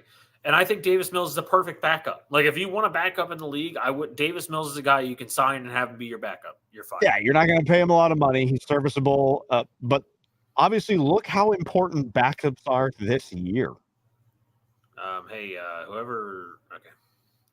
They didn't. I mean, backup quarterback might get a price hike because of I this honestly year. think they're. I haven't looked at the stats or looked at the league depth enough to know this, but I honestly think there's a chance. Oh, it's Kyle Hamilton that got landed on, and then he got up and made the pick. Wow. Oh my sweet Jesus Christ! I love this kid. He's definitely my favorite player to ever come out of Notre Dame. Like he is just so entertaining. Yeah. But anyway, I don't know. The Texans can still get in the playoffs. I still think they have a good shot if Stroud comes back, especially if Nico Collins is actually healthy. That is the second time he's thrown behind Zay Flowers. You got to remember he's a lightning bolt, dude. You got to throw a little bit ahead of him. I think the Texans are good enough. Dalton Schultz is so good. Nico Collins. You got Noah Brown. Robert Woods is still there. I think.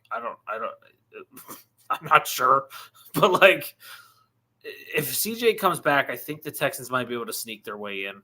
They need help now. If CJ's back and they can play well the last 2 games, they need some help. They need some help, but they could. Right now they have a 36% chance. Yeah, they're 8-7, tied in their division with the other 2 teams. Yep, that aren't the Titans. Who do they have upcoming? I'm pulling it up now. They host the Titans this week, so that should be a good win. They can win that if Stroud is healthy. And then they play the Colts in what might decide the division if the Colts are ahead of them, right? They're tied, but the Colts have the tiebreaker because of division record. Okay. Right through his fucking hands. I mean, I would favor the Texans out if Stroud is healthy. It sucks not having Tank Dell, but the defense is playing real tough. Yeah, I mean, Joe Flacco exposed them with just one human being. The rest of the defense played well. They just couldn't stop Amari Cooper. They stopped Jerome Ford. They stopped Kareem Hunt. They stopped David Njoku. Didn't have a big game, but they just Amari Cooper. You think they called up the Vikes? They're like, how's the Monrod doing? How's our strategy? We're going to cover everybody but the guy who can hurt us the most. The Vikings just wanted to make another primetime game without Kirk Cousins, so they made sure they lost so they could play the Packers on primetime this weekend. Yeah, they were like, we want to get flexed. Anyway, the Browns next matchup, since we talked about the Texans getting the Titans, the Browns face the Jets. The Browns are basically a lock, right? They just have to win one more of the last 2. And they host the Jets on Thursday Night Football this week. Oh, my Lord. So, I mean, this week they'll lock it up on Thursday. I don't know, man. I saw the Jets put up like 30 points this week. Yeah, and then almost lost to the Commanders anyway. The actual worst defense points per game in the league. Now you're going to go against one of the best. In Cleveland, by the way. Yeah. So where they're the best. Where they're even better than their road. Yeah. With Trevor Siemian, most likely. Oh, this is going to be, Trevor Siemian might retire after this game. And as of right now in Cleveland, Ohio, Thursday night, it's going to be rainy and 40 degrees. So it's going to be that sleety bullshit. Didn't we see the Jets in a rainy game where they got blown out 30-0? Yep, 30-0. Yep. Yeah. I can see this one turning real bad real fast on Thursday night if it's the weather holds. Yeah. All right. Next one we called, I got wrong because I just stopped believing, but Joe Barry almost helped me out. Packers beat the Panthers in what should have been overtime. Barely. I don't even know what the score. 33-30. Yeah. Game-winning field goal. I do want to actually throw an interesting fact I texted you about that I thought was funny. The Panthers have 2 wins on the season, but they have not. This is the first time in NFL history a team has played 15 games without leading and without leading a single game. It's tough to lead games. Leading a game with time, right? Like I meant with like any time on the clock. Oh, yeah. No, leading a game at any time in 15 games, they have not. Yeah. And what's crazy about that, like I said, going into this game, it's the reason I know the reason you picked against the Packers is because the Packers is your team. And Joe Barry's just so bad. I mean, we made Bryce Young look like he's a good quarterback. It's hard to say that it was late. As like the 29th best defense. Like right now, the Packers are trash on defense, but it was late in the game. They were blowing them out for the longest time, and they really didn't give them much room to breathe. And then it was just like they just started taking plays off. Yeah, but I don't know. I just don't know. 312 yards to Bryce Young is just. Bro, that's the third time Carolina has scored more than 20 points, and you gave it up. Yeah. Like, let's see, what was it? It was entered the fourth quarter. it's just, I'll tell you what. They scored 20 points in the second half. Yeah. We scored 10. So Yeah. let's see. They scored 21 on the Dolphins, 24 on the Lions. Or sorry, that's the fourth time they scored more than 21 because they also scored 27 on the Seahawks. So they're not they're obviously the bottom of the league in offense, but to give up 30 to them, that's just like, you know what? We don't need to make the playoffs. So we don't want any illusions here. We're bad. It's unbelievable. And the crazy thing is, the only argument that Packers fans have is, oh, well, we were hurt. We were hurt on offense. We weren't hurt on defense. And our offense was fine. Dude, Jair Alexander, when he played, had to cover what? Adam Thielen? Like, yeah, I don't remember who he was covering. I saw him in a couple coverage plays on Thielen. I mean, he probably switched around, but he moved on to anyone that went on the right. He covered Mingo most of the game. I think it was 70% of defensive snaps. He was on Mingo. He only had one catch for 9 yards. But like, Aaron Jones returns, has a great game. Bryce Young looks phenomenal. Not Bryce Young, Jordan Love. I mean, I know it wasn't a lot of yards, but it was a good pass defense. 2 touchdowns, no picks. I'll take it all day, especially since we entered the game without Christian Watson. We entered the game without Jaden Reed, and Darrington Wicks went out in the game. Tucker Kraft went out in the game. So we lost our starting tight end now that Musgrave's out. We lost our number 2 receiver behind Romeo Doubs in this game, and our offense still clicked. Our defense is just that bad. I actually really like the direction of the offense with how many young guys you have and moving forward as a unit. Yeah. But this defense, like, something's got to change because this is not a Packers defense. Well, so Devondre Campbell, they claim was hurt this week. I actually think was benched because of what he said. Because last week after that game against Baker Mayfield, Devondre Campbell was asked about it. And he said he has talked to his coaches about some changes that need to be made, and they have completely ignored him. So he said, do not ask me any more questions about this defense because apparently I have no say in it.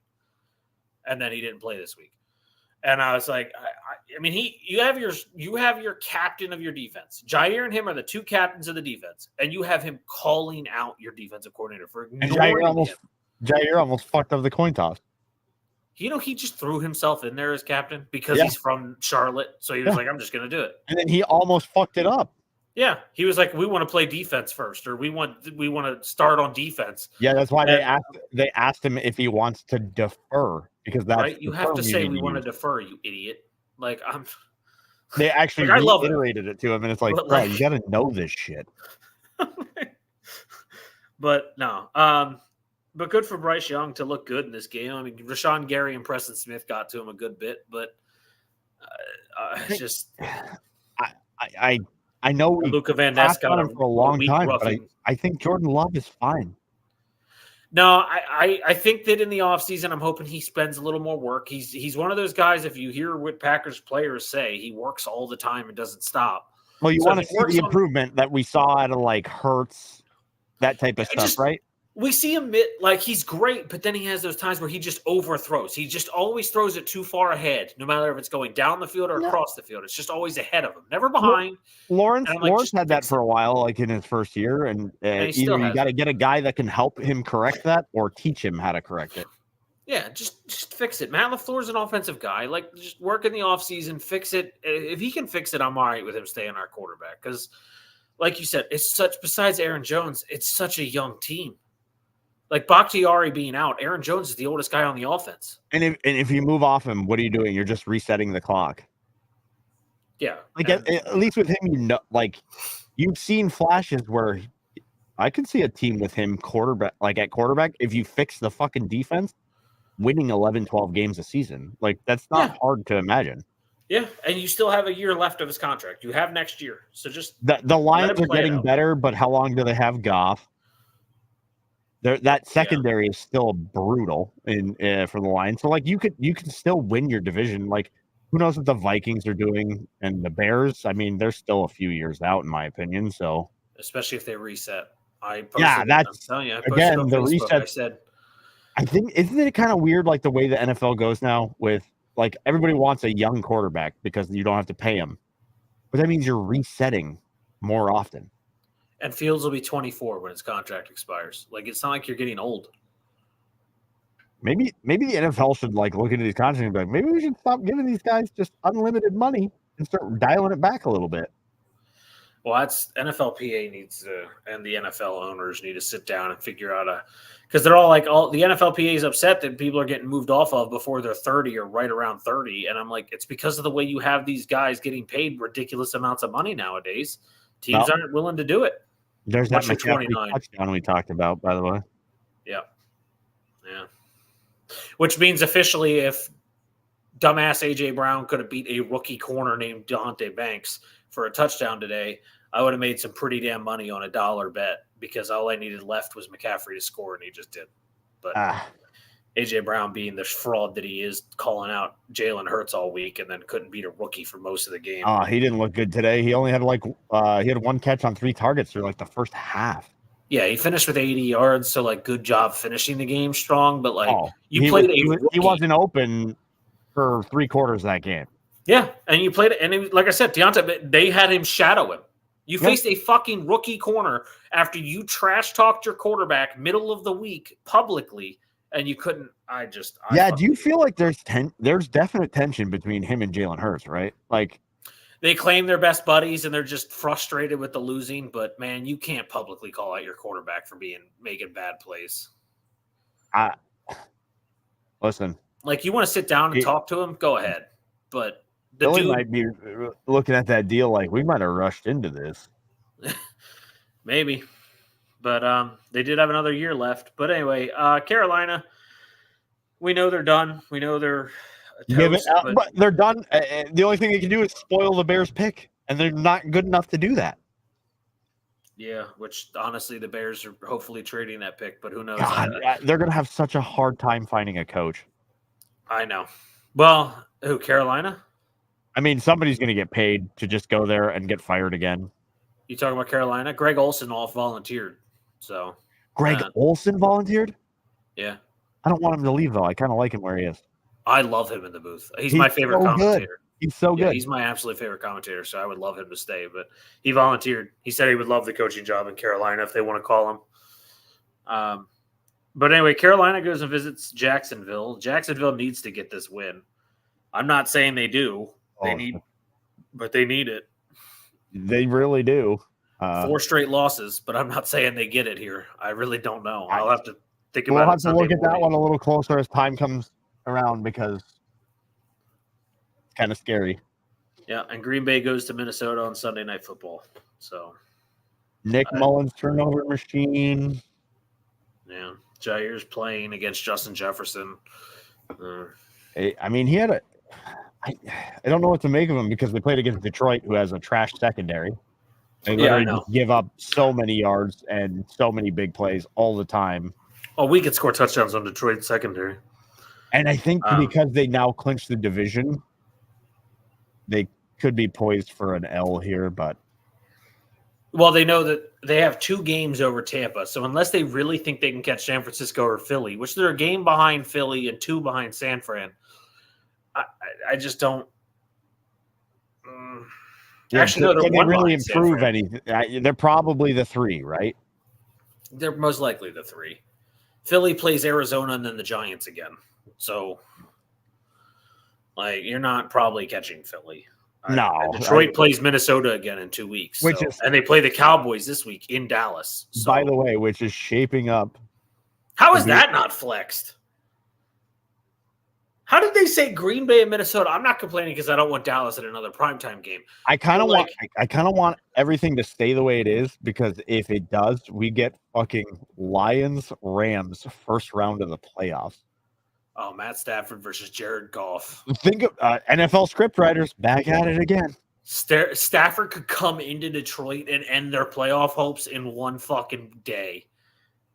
After giving them all the hope for so many years. I would probably favor the Rams in that matchup. I would. Their secondary's better than the Lions secondary. And I think their defense overall is better. But they can compete in a shootout if it gets there. Yeah, Cooper Cup, Puka Nakua, Higbee, Kyron Williams. I'd rather as long as they stay healthy. Like their defense is a lot of no names outside of Aaron Donald, but they're working together, and it seems like Donald is like the veteran presence. Yep. All right. Jets Commanders. I didn't really want to talk about that. What? A tale of two games. It's 27-7 at halftime. Winds up 30-28. A game-winning field goal as time expires by the Jets to win this game. Yeah, did you see where it was from, by the way? Huh? So I was watching like the end of that game, and I had Breece Hall in fantasy, who, by the way, had a monster day. Yes, he did. And I see the Jets marching down, and they get to like the last play before they're going to have to kick the field goal. And you can see the line where it's like the line to gain where they think they can make a field goal from. And it comes up about 4 yards short on the pass. And I'm like, oh no. Like, it's kind of wet. Yeah. This could Greg end the leg. poorly. And then I think it's Zerline, right? For the Jets. The leg. I mean, he hammered it and they were happy. But I'll tell you what, that was an indictment on the Jets and on their defense. Like, they literally just quit the game at halftime. Sam Howell got benched. Jacoby Brissett came in, and the Jets' defense fell apart. Howell was awful early, and we were talking about that early. He turned the ball over like 3 times, like immediately. It's over. Career backup now. Yeah, and with New England winning, they move up. They can pick a quarterback. Yeah. Mm-hmm. So, yeah, they may be in a position to move forward. If this owner wants to make a splash and try and move up in the draft, I think there's a chance. Like I said, if Fields is available, they're going to go get Fields. I think this is the most likely team because simply you'll have the Ohio State connection of Fields and McLaurin. You'll have Chris Rodriguez is a hell of a number. Chris Rodriguez and Brian Robinson? Huh? Well, no. I forgot to bring this up when we first started. We were talking about other sports. 0 Ohio State starters have been cleared for the NFL draft, including Marvin Harrison. I'm like, I don't know. They might want another year. They might want to run it back. I personally feel like they're waiting for Harbaugh. They're like, all right, we can beat Michigan next year if Harbaugh leaves. So I feel like they're all just waiting this out. They want to wait for a chance. I feel like it's so dumb. They're tossing away money. Because they're not in the playoffs. So it's not like they're like, oh, let's see if we get a title. They're not in. So they know their fate. They know they're out. Yeah. Why wouldn't you just declare at this point, especially for someone like Marvin Harrison? They just got the top recruit in college football was a 5-star receiver, and he just declared to Ohio State. And Marv is gonna he's a top 3 automatic. Yeah, I mean, unless literally everyone trades up for quarterbacks, because I'm hearing. So I'm hearing if Caleb goes, it's going to be Caleb, Drake, and Jaden Daniels 1, 2, 3. Even if the NIL money is good, the signing bonus plus the year in advance you're moving into the NFL second contract has got to outweigh that. Yeah, especially since you're a receiver, you're going to get a big deal once your 4 years are up. It's not like a running back. I mean, top wide receivers now are 20, 25 a year. Yeah, Justin Jefferson's new deal is expected to break the record. So, and they think Marv is almost like a shoo-in for just being immediately good. Yeah, I mean, he's got his dad's talent. That's true. That's just good genes. So I don't know. I don't know why he hasn't declared. We made a joke in Dylan Durf's league yesterday, maybe because they're Ohio State players. They're too dumb to figure out how to declare, so they're just confused. Listen, we took basket weaving. We don't know how to operate computers. I made a joke that he'll wind up on the Unicorns, which is a German league team. I don't know how to say their actual rest of the team name because it's in German, but they're called the Unicorns. So but I honestly, I just don't know why none of the Ohio State starters have they have an offensive lineman I thought was going to go. They have a corner, Marvin Harrison. I was like, I don't know what you guys are doing. I don't get it, but it is what it is. I don't know. We'll see what happens to him, but he would be guaranteed the top receiver, even though the LSU kid's coming. he would still be the top receiver. Oh, I mean, I've heard nothing but it was kind of like the Bijan thing, right? Like he's just kind of like an automatic. Like he'll That's fit exactly in. where he's at as a receiver, which is crazy. Because like Olave came in high out of Ohio State, and he's considered to be miles ahead of Olave already. So Yeah, they say in college football he's unguardable.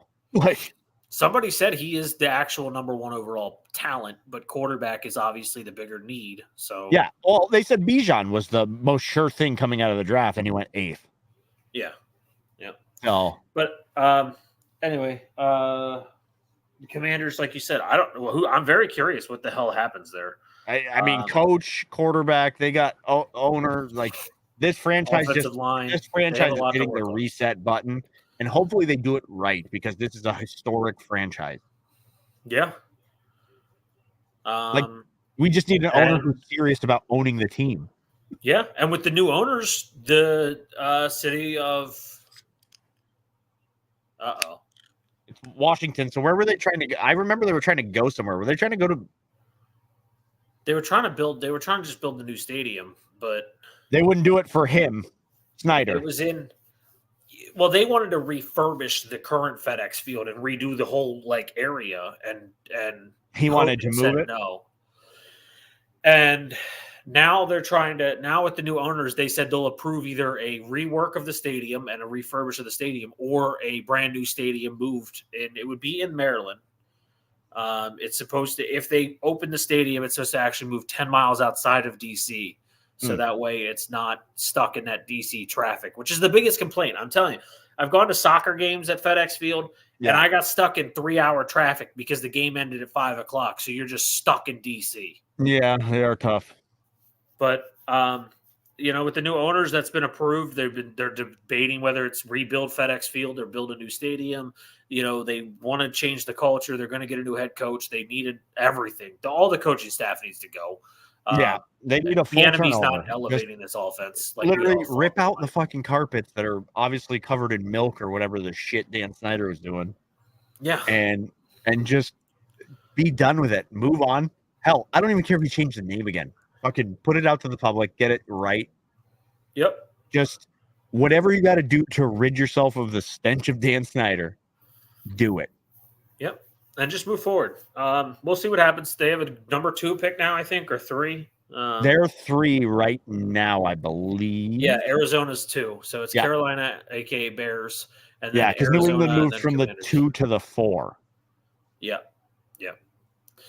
So, we'll see what happens. The Jets, we already said they play the Browns on Thursday Night Football, so we'll be picking that game shortly. But they win that game. Trevor Siemian makes a comeback at the end after going up by so much and then allowing the Commanders back. Because was that like one day after the owner said Salah and them were safe? Yep. So it's like, maybe not. Maybe we were sitting that offer. No, I think Salah's fine. I do too. It was crazy to me that Jacoby Brissett just makes that big of a difference for this offense. They just exploded for the Commanders.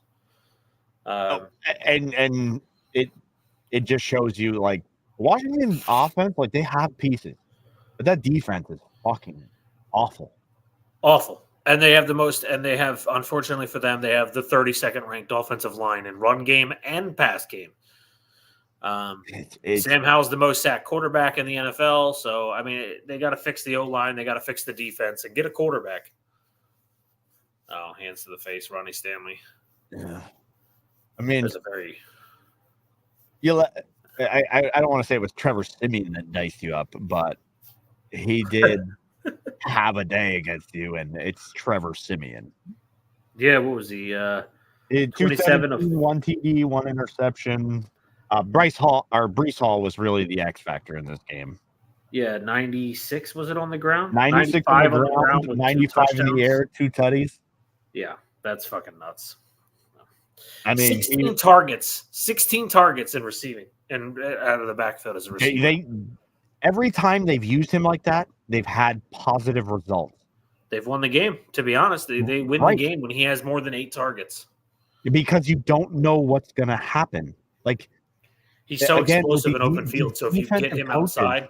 The defensive coaches, their scheming isn't as good as these guys who are top end offensive coaches. So a lot of times you're just not as creative. Your guys aren't getting as open. Breece Hall is probably one of the best weapons in the NFL if you use him right. Yeah. I guess like that would have been the game you think like Bijan Robinson should have. Yeah, consistently, to be honest. But Now, right, again, they next can one. only do it against the Commanders, and we don't know what kind of team they are until Aaron Rodgers is back. So, Yeah. Next one for the Commanders is the 49ers in oh DC God, next week. oh my God, bloodbath. So the next game we called Lions-Vikings 30-24 winds up being the final. I took Minnesota. I actually thought they were going to pull this off. I thought After going down 17-14 at half, I was like, all right, they got it back because they scored that touchdown right before half. I was like, all right, this is the time. And they almost won this game. I think the Nick loss of Mullins- Hawkinson actually cost that game. I agree with you. And Nick Mullins throwing 4 picks. Like, I get 400 yards, 2 touchdowns. Like, cool, great game for Nick Mullins, minus the interceptions. But I just those you can't. And the 49ers, the Vikings defense, which was playing very well, decided again, like I said, I don't know the strategy here, but we're not going to cover Amon-Ra St. Brown. We're just going to cover everyone else. Yeah, what did he do? He Oh had my 12 God, catches, Lamar Jackson made you look fucking foolish. 12 catches, 106 yards, and a tutty. And then on the other side, the Lions, who have a terrible secondary, let Justin Jefferson go for 141 yards and a touchdown. Whew. Yikes. It was a rough day for defensive backs in that game. And the Lions go play CeeDee Lamb next week in Dallas. In Dallas, so the fast track on the defense, and you get CeeDee Lamb on his home track. Yeah, good luck with that secondary, because that guy. We'll get to that game, but fuck, I mean, he's probably what, top 6, top 7 in the league. He might even put him top receiver? 5. Yeah, I mean, he's Okay, probably 3 in stats. I know everyone has Hill 1. I do not. I think pure talent, Jay Jettis is still my number 1. Oh yeah, like pure Tyreek's not out jumping anybody. And he's not out physical. I mean, he can out physical, but he's not one of those guys you want to throw the jump like the I'm not throwing a back corner end zone for the win. Yeah, where like, Tyreek's out jumping somebody. So Mullins, when they were going for trying to get that game winning drive, and it was 3rd and 27, and Mullins threw that ball up to no man's land. Unbelievable catch by Jefferson with a corner and a safety, and Justin Jefferson just goes right between them and grabs the ball. And then hang on to the ball after falling to the ground like awkwardly like that. Yeah, like but no, I agree, because I think it's Jefferson, then Hill. And Hill's a speed guy, so like you have to take that with a grain of salt, because maybe CeeDee Lamb is 3. I don't even know if I can go 5 or 6. Is there someone I'm missing? I mean, obviously we don't know where Devontae is because he doesn't have a quarterback. Mike Evans, like people sleep on him, dude. Yeah, 15 touchdowns or some shit this year. 10 straight years with 1,000 yards, and he had, outside of the Brady years, he's had trash cans. And he's at 1,200 and something now already this season. So it's not even like it's close. I'm sorry, but like, I can't pass that dude up. Like if he moves on next year, somebody he's going to win again. He's not. I don't think he's going to go for like a money grab. I think he would go like Mike Evans with Lamar would be amazing, because Odell's on a 1-year deal. That would be fucking outrageous. Zay Flowers and Odell and Mike Evans. I mean, Zay Flowers and Mike Evans with Lamar Jackson. But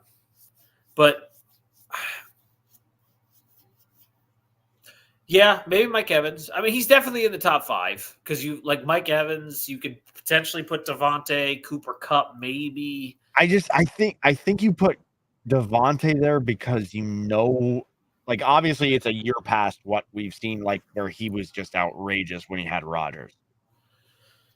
But yeah, you also had Derek Carr last year. Oh, he had Derek Carr last year. That's right, and that was a rough year. Last year, he had 1,000. Oh, I know he had 1,000. Like there was times where they just didn't throw him the ball either. Like I don't understand the Raiders, how you have a guy like him and not throw him the ball in a game. It's hard because I'm like you go back and look at the Packers years after Jordy Nelson left, because he was the last great one besides Devontae. No offense to Cobb. Cobb was just that slot guy. But you go back and you look at it, and you look at all the years after Jordy, and you're like, Rodgers just threw the ball to Devontae. If he needed a ball, he just threw it. He didn't care if there was He someone. didn't care where Devontae was going to be, how many people were covering him. He threw the ball He to just him. threw it, and he got the ball. Like I do, I agree. But I guess outside of those guys, the only other I don't think you include Amari. Amari just had like a big week, and he was there, but he's probably beyond that. The only other guy I would consider, and I'm probably biased, is DJ, and that's just I was because just about to say, is DJ more quietly moving into this conversation? He's had nobody at quarterback his entire career. He had Cam Newton his final year in Carolina. Well, this is the same argument we like. just made for fucking Mike Evans, right? And yeah, like he's Moore's literally doing had the nobody. same thing. And it again, another 1,000-yard season. He's well over that as well. I don't know. Yeah, I don't know. It's crazy. Yeah. I think Amon-Ra's entering that conversation too. Oh, Amon-Ra's definitely he's approaching. He's definitely in the top 10, and he's probably approaching the top 5. He's very consistent.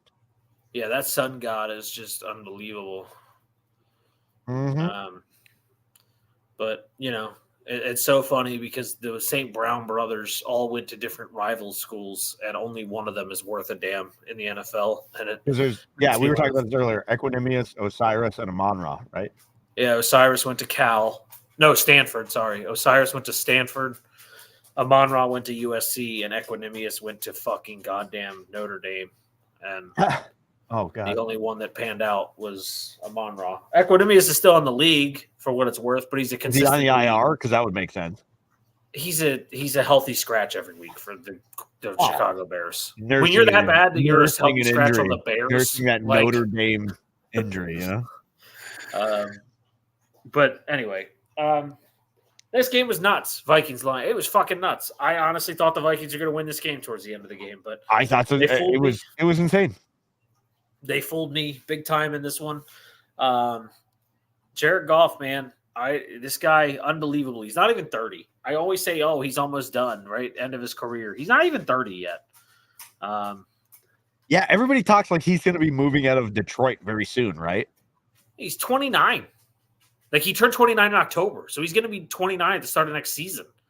Like, because at the end of the game, he said, I wasn't even born yet when the last time the Lions won the division. And Stafford, the guy they traded, is 35. He's towards the end. Merry Christmas, Mr. Dan. Yes, Merry Christmas, Oban. And we love you. Oh, hush stop. Listen, we know the Notre Dame way of life, you know. There's going to be a minimum. Zach Martin's even been missing games this year. He's only missed one, but like even the guy who never missed has started to miss. Yeah. But it doesn't mean they're bad players. Kyron Williams missed 4 games and he's already over 1,000 yards. So it's not a bad thing. It's just you know, they're not reliably healthy. Lions clinch the division, but they definitely have some question marks going into the playoffs. First time they've clinched the NFC North ever. I know they won the division, the North the way it is now, right? Yeah, because it used to be called the NFC Central. When they clinched it last time. 93, the last time they clinched. Deion Sanders was a rookie. Yep, 1993. Not Deion Sanders. Barry Sanders, sorry, was a rookie. 93, good year. Actually, not a good year. I moved to New York that year.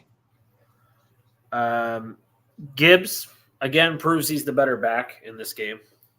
I still think I like as a two-headed spear. They are 100%. No, yeah, 100%. But I think Gibbs is showing that he's got the explosiveness you need. While Montgomery is that power back. Kind of like he's kind of getting to the Gus Edwards thing where you really want him in the red zone. Yeah, it seems like Gibbs, if you're 20 yards and out, he can score a touchdown. But when you get close, he's too small. I missed it. I was curious what Mahomes had to say after the game. He was just like, it's my fault type deal. Yeah, 46.4 total quarterback rating since week 8. 21st in the NFL since week 8. Hey. Mahomes hasn't had a 300-yard game since October. Yeah. But anyway, Lions win this game. They win the division. Congrats to the Detroit Lions. MCDC, baby. Let's go. It is for sure not over for them as they have a rough road here. They go visit Dallas this week, which Oh wait, that is Saturday night, isn't it? It is a Saturday night game, so it is prime time. Well, yeah, not everyone can stay healthy. I know you're constantly sick. Well, you know, you can't be kissing Santa Claus all the time, so. Mama kissing Santa Claus. Anyway, Lions get Dallas on Saturday Night Football, and then they play Minnesota the final week of the season. So they have a tough. Detroit has a little tough road here. Obviously the Vikings matchup is a tough one. Like NFC North matchups are always a grind out game. What was I guess I missed it because I didn't follow up. What was the Hawkinson injury? I knew he took a helmet to the knee. You did one. Thank you. I didn't see it. Sorry. He wants bold predictions from both of us. It wasn't COVID. It was mono. He wants a real bold prediction from both. Bold prediction. Okay. Here's my bold prediction, Dan, and it's bold. I'll give you double. I'll double it down. The Jags missed the playoffs,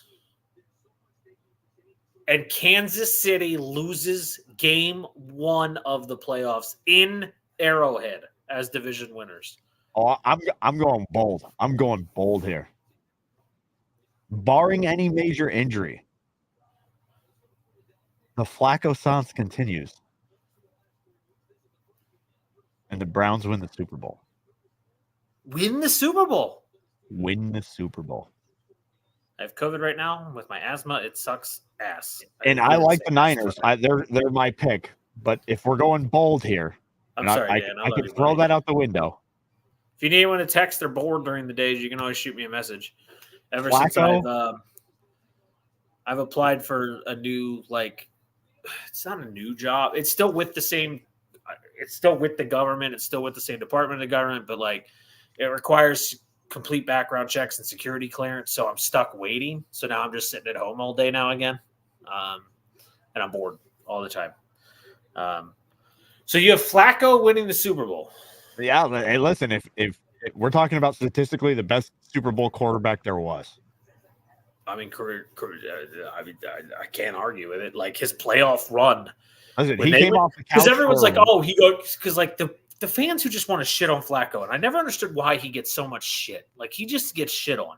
But the fans who do it. Because he kind of quietly went away after, right? It didn't sustain. Thanks, Dan. But it happens. It does. Great. It doesn't. I still keep my current job. I just have to go back to work. But anyway, the Flacco thing has always bothered me because so many people he got carried through the playoffs. No, he realistically did not. He carried the playoffs. His numbers are asinine. Him and Ray Rice carried that team once they got to the playoffs. If you're gonna say that he got carried, well, Peyton's last Super Bowl, he got super carried. The first 3 for Tom, he got carried. What are we talking about? Eli got carried. There's so many fair, Eli, Super Bowl. This isn't Trent Dilfer. That is carried. That is the definition of carried. Yeah, he rode Jamal Lewis's back with Ray Lewis and Peter Boulware and Chris McAllister on the other side doing everything. That was a full carry. Trent Dilfer is a freaking idiot. Flacco the Patriots won a Super Bowl against the Rams. It ended up 10-3. I'm sorry, but it just there are so many places where dudes get carried, and it's not just in that moment. You have to look at the whole season as a culmination, and then the win. Dan, this comment actually is true, especially everywhere but Baltimore. Originally, Baltimore fans were so crazy about Joe that there was T-shirts of Wacko for Flacco, literally the first 3 years of his career, and it drove me nuts. But he's been shit on because he was drafted in round 1 out of a Division II school like Delaware in the same round against someone he was drafted 3 spots after fucking Matt Ryan. And everyone was he doesn't belong. He has no right being in the same conversation as Matt Ryan and blah, blah, blah. And maybe statistically he doesn't have the numbers of Matt Ryan, but he has a fucking Super Bowl. And Matt Ryan blew the biggest Super Bowl lead in history. Yeah. So, I don't know. Joe's always been hated for... All he had to do was not get sacked. And he got sacked out of field goal range. Yep. That But, can literally ruin an entire career. Think about that. I'm just not. Is I don't Matt know. I've Ryan never just another understood it. Phillip Rivers?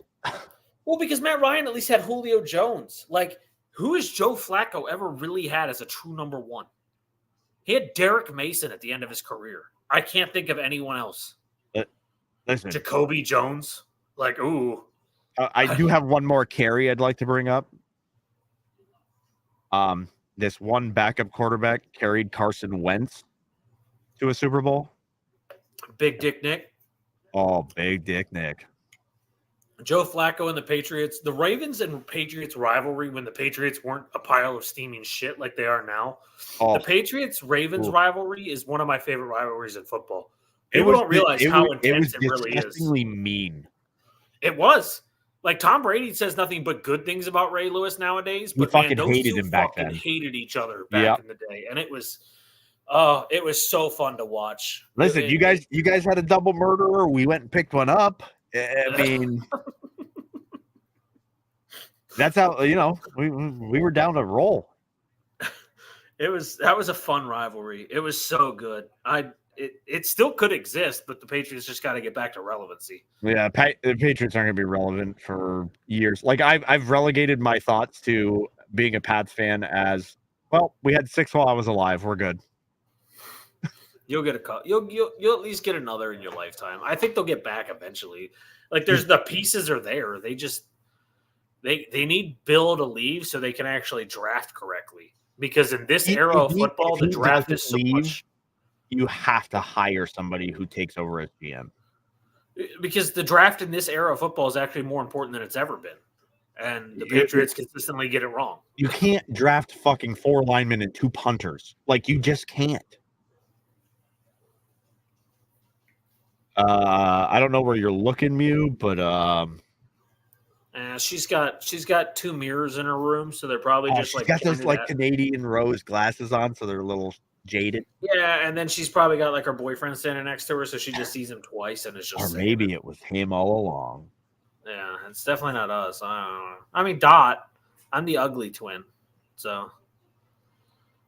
Oh yeah, or you see Dan. That's possible. You could possibly. Yeah. That is very possible. But anyway, Vikings play the Packers on Sunday Night Football, and the Lions get the Cowboys on Saturday Night Football. To be fair, I got tears in my eyes, so definitely not seeing my clearly. Yeah, Ray, just shoot me a snap. I have my phone out because I have us up on my phone as well as. Oh, you already did. I'm a liar. 16-12 at half. This game is kind of shaping up how we thought it might. I'm honestly shocked Baltimore's winning this game. Well, Brock Purdy has 3 interceptions. That doesn't help. Two of them I think are on him. The first one is 100% on him. The second one, Brandon Stevens tipped in the air, was just honestly a great defensive play. The third one bounced out of Kittle's hands when Marlon Humphrey hit Kittle. So maybe 1, maybe 2. Exactly, Dan. I always say that, though. Ray is a wonderful human being that just kind of goes through shit. But anyway, Bucks, Jags. Bucks win again. Jags continue to lose 4 in a row. Bucks steamroll the Jags. Like, this wasn't even close. And I was spending more time on Facebook shit talking Trevor Lawrence than I was actually enjoying this. You remember the stat I sent you? He leads since 2021, 8 games with 3 or more turnovers. That's 3 more than Josh Allen. And who was the other one? Baker Mayfield, right? Baker, yeah. And Baker's in this game throwing lights out. First Christmas without your dog. Oh, yeah, I forgot about that. Without Sally. Yeah. I love you, Ray. You know I'm here to talk if you need to talk about it. She is the only Canadian. That's what I always say. Fuck the rest of the Canadians. It is Ray in a country of white. Switzerland's going to be a country of white. I still can't stop thinking about that. Anyway, Baker Mayfield. Different type. Different type. Baker Mayfield had a hell of a game. No Rashad White. I mean, he played, but he didn't play. 20 carries, 39 yards or something like that. Like, didn't really get. Oh, and the Jags have a fairly good run defense. Yeah, but it's not bad. I think opposite of White, Etienne is non-existent as well. 5 weeks now, Etienne hasn't had over 60 yards. And That's it was rough. funny that it got announced during this game. That was the weird thing to me. I texted you about it because it happened during the game. Etienne's brother has declared for Georgia, leaving Florida. So he has transferred from Florida to Georgia, and he announced it during the middle of this game. And I was like, that is such a random time. There's NIL or something there. I mean, it doesn't make any sense, but give me 1 second. I'll be right back. You're good. But Trevor Lawrence gets hurt in this game. He looked like crap before the injury. I just want to clarify. Like, I don't want anyone to be like, oh, he was injured and that's why they lost this game. You know, he looked like dog shit. He is consistently looking bad nowadays. There was almost interception 4, and it bounced off Geno Stone's dumb face. No, Ronald Darby's dumb face.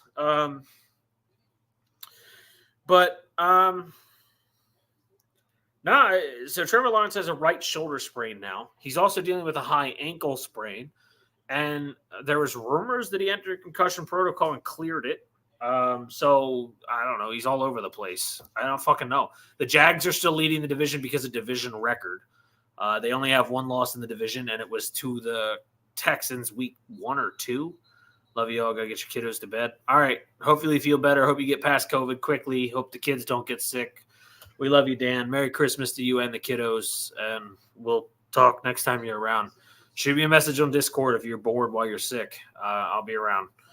But anyway, Trevor Lawrence expected to continue to play even with a shoulder sprain. The ankle sprain doesn't seem to stop them. They're going to continue to play with him. I don't fucking know why. I know their division, the playoffs are on the line, but he's supposed to be your franchise quarterback.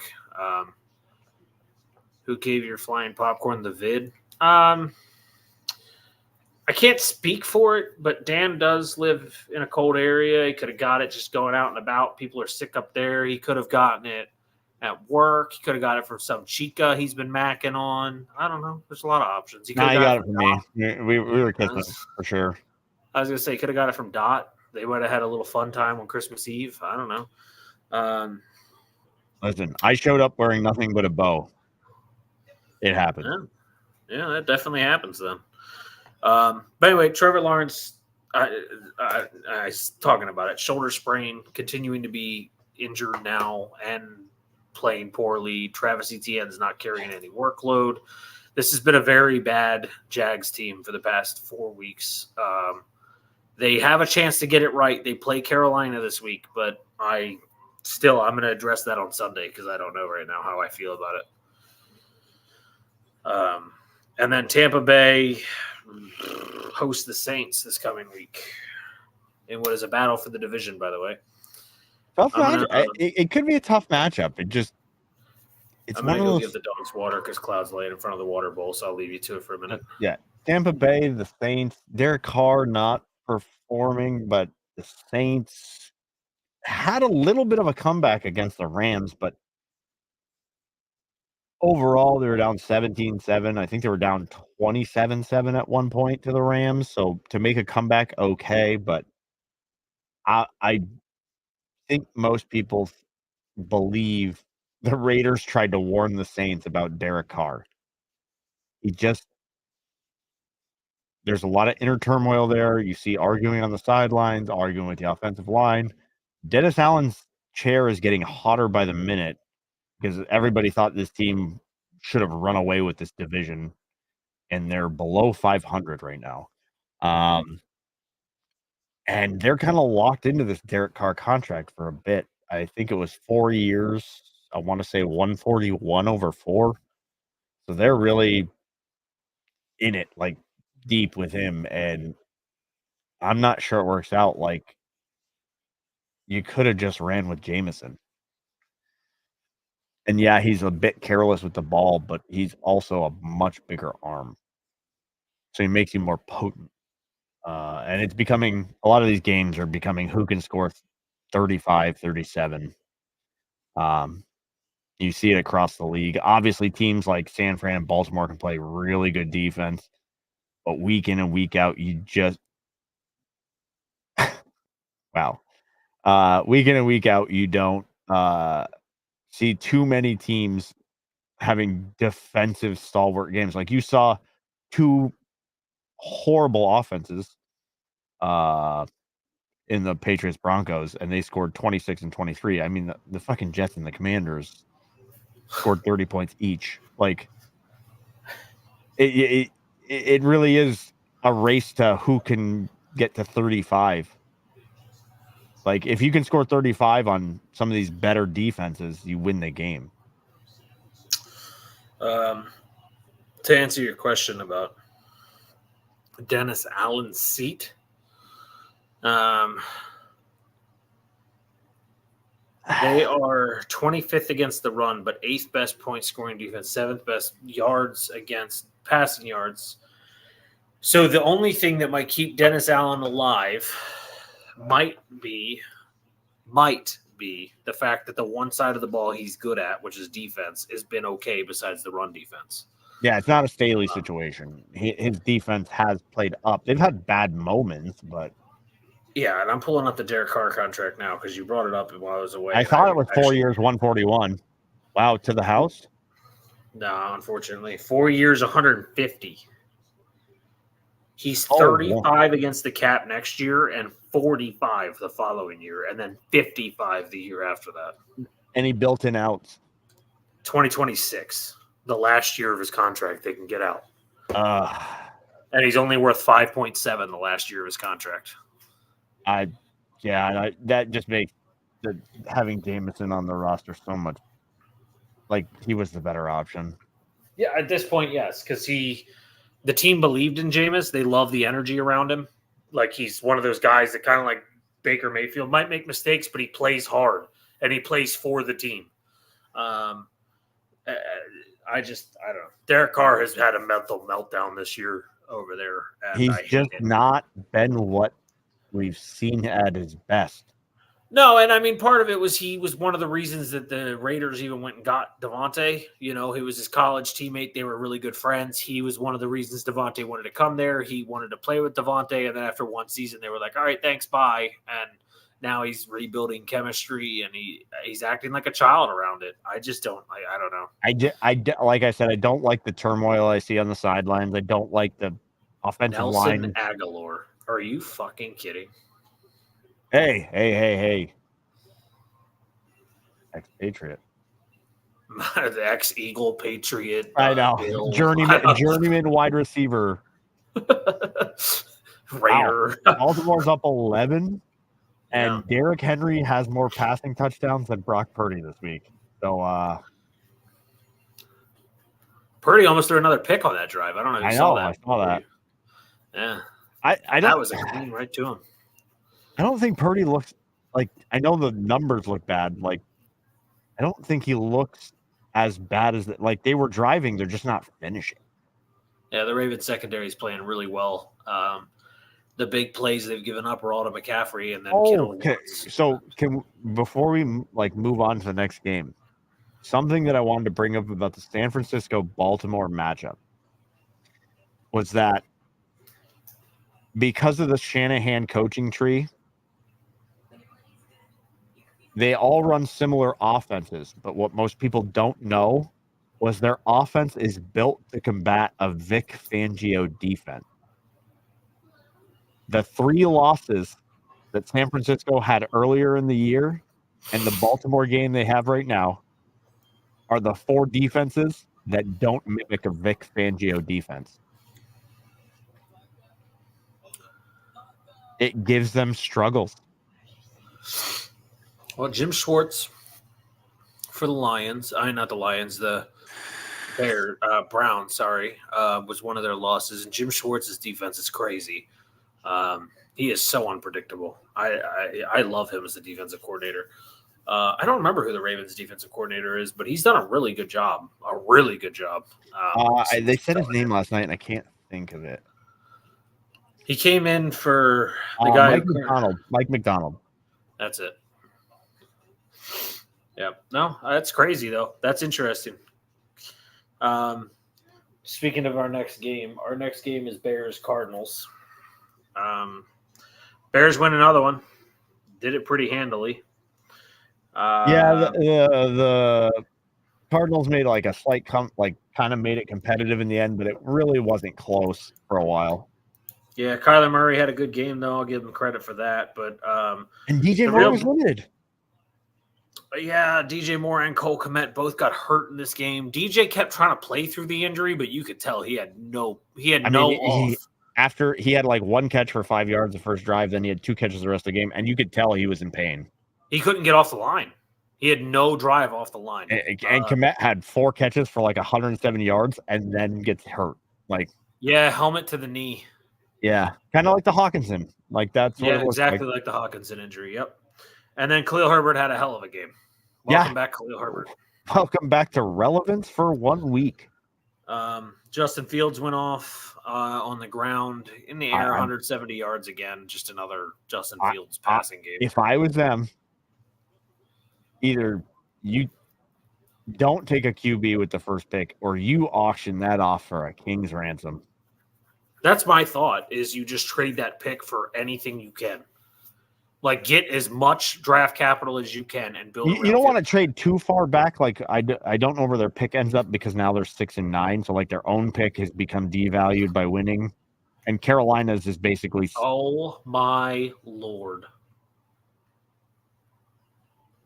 Don't tell me. I want to see it.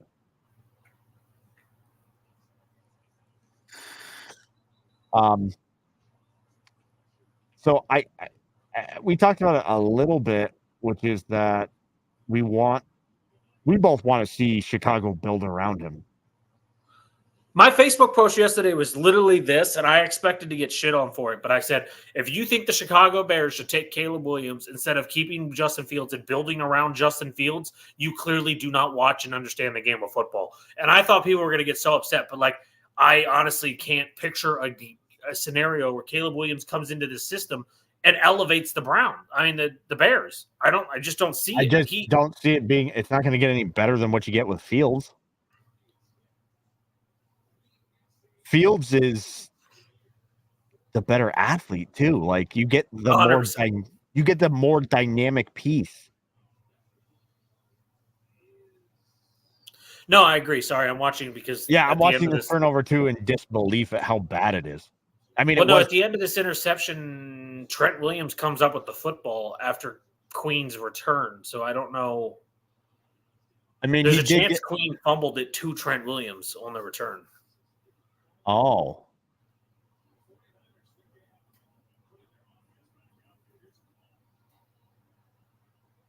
I think it's secure. I think it's his ball.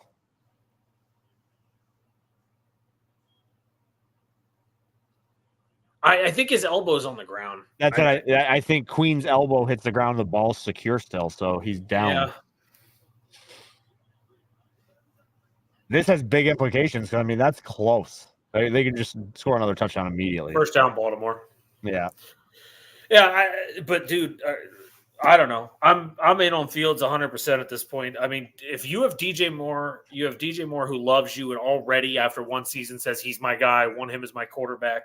You have Darnell Mooney, who's still going to be on the team for another 2 years, who says you're his guy. You can make him your number 3. You just signed Cole Kmet to a 4-year, $80 million extension. You got your tight end. You got your pass rusher. You got Montez Sweat. You just re-signed your top corner. And you have a fuck ton of money. Yeah, and you just drafted your number 2 corner in the draft last year in the second round, and he's developing each week. He's getting slightly better. Just draft linemen. Just fucking draft 100 linemen. Exactly. Get an offensive line. Literally get an offensive line and get a number 2 receiver. If you get Marvin Harrison, say he goes to the draft, and you put him opposite of DJ Moore. Oh, you get Maserati, Marv, DJ Moore, and the threat of fucking Justin Fields running. Oh my and Cole Lord. Kmet. You can't get it wrong. Just get a coach. Get rid of Eberflus and get a good coach. I think where it changed for me this season with him was I thought they were 100% sell, they were just gonna hit the reset button. This is unfucking believable. That fucking throw he made when he drew them offside and like threw that dart to DJ Moore. DJ Moore. Yeah. I mean, that throw was so precise. You're like, he could throw for 4,000 yards. Yeah. If you got him pieces. And he has to stay healthy. Yeah, I think that might be a concern is the health piece. He has missed games. I think this year it was more like, well, fuck, we lost a bunch early. Like, what does it matter? Yeah, and his ankle it was an ankle, and you have Justin Fields. You can't play on a bad ankle with Justin Fields. Yeah. Man, this is getting out of hand real fucking fast. See you later, Brock Purdy's MVP. Welcome to the stage, Lamar. Kyle Hamilton, defensive player of the year. It has to happen. Yeah, unless CMC goes for 4 touchdowns shortly. I think it's basically Lamar's to lose at this point. But anyway, Cardinals, they're just going to be bad the rest of the year, and that's fine. They play Philadelphia in Philly. Yeah. So that was going to be my question is, what did they do? Former defensive coordinator of the Philadelphia Eagles comes to Philly as the head coach of the Arizona Cardinals, so he gets a return game already. And to answer your question, second overall pick, reports are they might move Budda Baker right before the draft, so they might gain some draft capital. I don't think you give up on Kyler. He did have a pretty...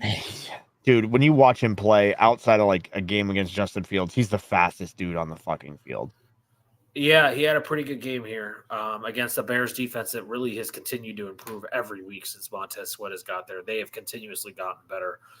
I think Kyler's okay. I'm not saying he's a top 5 quarterback, but he's a top 12 quarterback in the NFL. And you get him some offensive line. Ball too. He like... Look at his stats, and he didn't have a completion to a receiver until the second quarter. He hasn't, like, Hollywood Brown, since he went to the Cardinals, has vanished. Nothing. Rondale Moore's not stepping up. Yeah. Like, he's got a rookie. Marco Wilson, his rookie, is his best receiver. Michael Wilson, sorry. I honestly think Arizona needs to try and trade back some. Not a lot, some. Get that LSU receiver and get some offensive line and then work on defense. You have a running back. James Conner's okay for a year or 2 more. Just get another one later in the draft to partner with him. Do you think in typical fashion of Arizona franchises that like right now they just don't really care about winning? I don't think they've ever cared about winning. Because if you look at the state of Arizona franchises, outside of the Diamondbacks run this year, which was unexpected anyways. Yeah. The fucking Arizona Coyotes play in a college stadium. Yep. 5,000 seats. The Cardinals, they thought about sitting Murray the whole year and sold every piece worth of value. Yeah. Budda Baker's literally their only, well, now Trey McBride, but before the season started, Budda Baker was the only piece left that they had. Obviously J.J. Watt was more of like a move off of DeAndre Hopkins, Isaiah Simmons, Byron Murphy. And they just got this new coach. He's not on the hot seat. Not even close. So I think they're kind of like in purgatory right now. And they're like, okay, we're paying Kyler $200 million and we're just going to be a 4-13 team every year.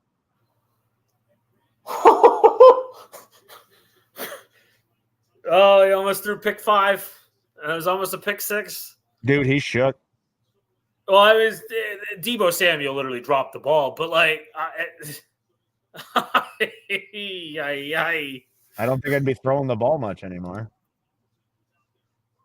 Yeah, remember that 45 points I needed? Well, he's got 2.07 right now, so I'm I can't believe that your team might actually lose because of just a one bad week for the first time ever. Bounce from it. Like, if you don't learn from it, then fuck.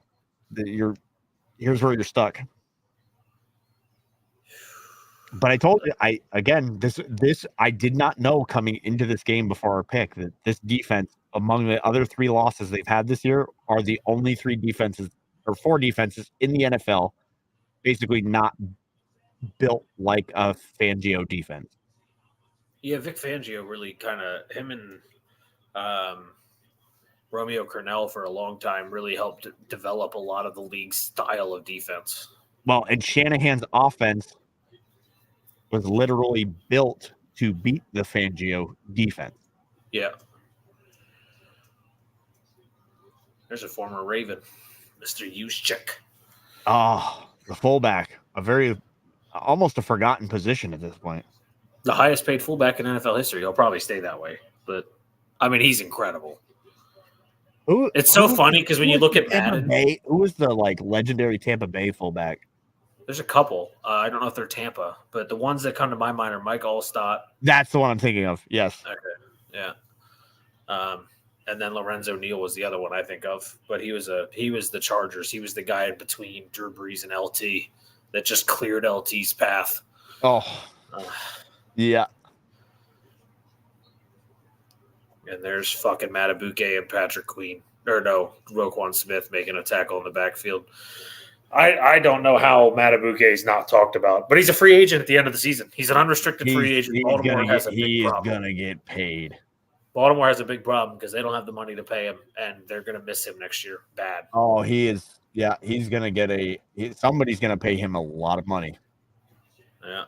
But anyway, Arizona next week gets to play Philly, as I said, and the Bears host the Atlanta Falcons. That Philly-Arizona matchup's way more interesting than it should be. It is. It is indeed.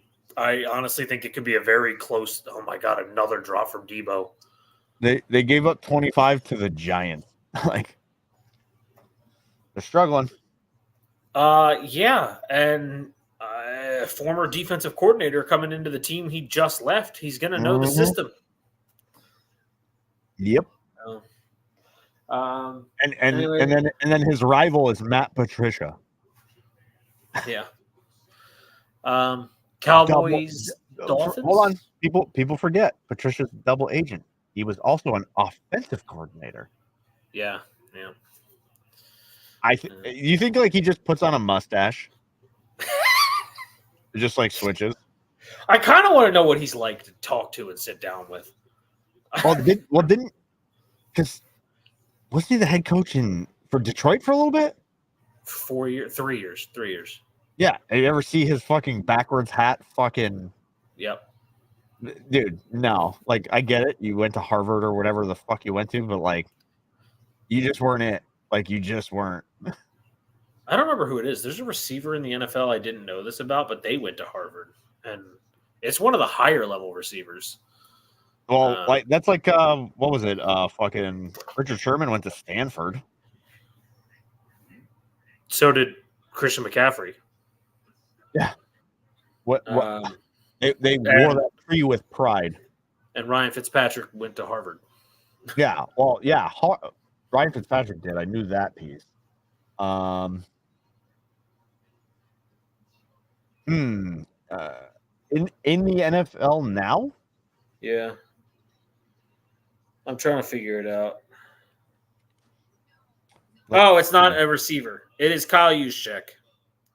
Oh, that kind of makes sense. I just pulled up who went to Harvard that currently plays in the NFL. Cameron Brate went to Harvard. Juszczyk. Tyler Ott. The three left are Tyler Ott, Kyle Juszczyk, and Anthony Frisker. Yeah. This is cool. ESPN has an article about all the schools that everyone went to. Anyway. Dallas, Miami. We're there. The last 4 o'clock game. The Battle of the Frauds. Yeah. Miami wins. Game-winning field goal. I didn't really get to – I don't think there was a show today, to be honest, but I didn't get to see if there was, if Skip Bayless had anything to say about this. Yeah, you should probably go watch that after. I saw somebody – I don't think there was because it was Christmas, so I think he had off today. You know what was great about last night? was Shannon and Ocho Cinco went live after the games ended, so they had like a midnight stream. Shannon does that now every Sunday night now. I fucking loved it. It was so good hearing them break the games down, like the way they did. They were like having a good time. Merry Christmas at midnight. It was. They've gotten like 500,000 followers in the short time they've had their fucking stream, which is crazy. But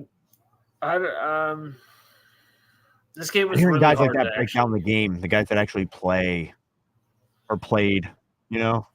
I was a little upset with the Sunday Night Football crew before the game because they went in and tried to defend the Dallas Cowboys immediately, and they started talking about how this wasn't a bad game and they should be proud that they lost this game the way they did because they didn't get blown out like they did against Buffalo, and they looked better than they did against Buffalo, so they don't have to be upset they lost this game. And I was like, what? Yeah, somebody on NFL Network before the game, one of the stupid pregame people said that. And I was like, you had a chance to take the reins from Philly. Yep. And you blew it. In typical fashion, on the road, you can't win. And now you have to go on the road if Philly wins out. Yeah, and Philly has Arizona and New York to finish the season now, even after today. You got fucking games. They got Detroit and then the Commanders the final week of the season, but still Detroit next week. So, no, I don't. That really upset me because I was like, stop sucking their dick to the point where you're like, it's okay, you lost the football game. Dude, the fucking America's team bullshit. It always throws me off. It's like, no, because we like winners. and the biggest problem about it was, like, there was a lot of reasons they lost this game. There was a lot of failed execution, especially once they got past the 50-yard line. There was a lot of stalling. But that first drive, when Dak Prescott fumbled that ball at the 1-yard line, when they could have scored that touchdown, and then of course Tony Pollard getting tackled with one arm at the 1-yard line, I was like, dude, Tony Pollard, not it. Like, they made the wrong. The right decision was still to move off Zeke. But Tony is not your number one. Wrong decision not to go get Derrick Henry halfway through. Oh, absolutely.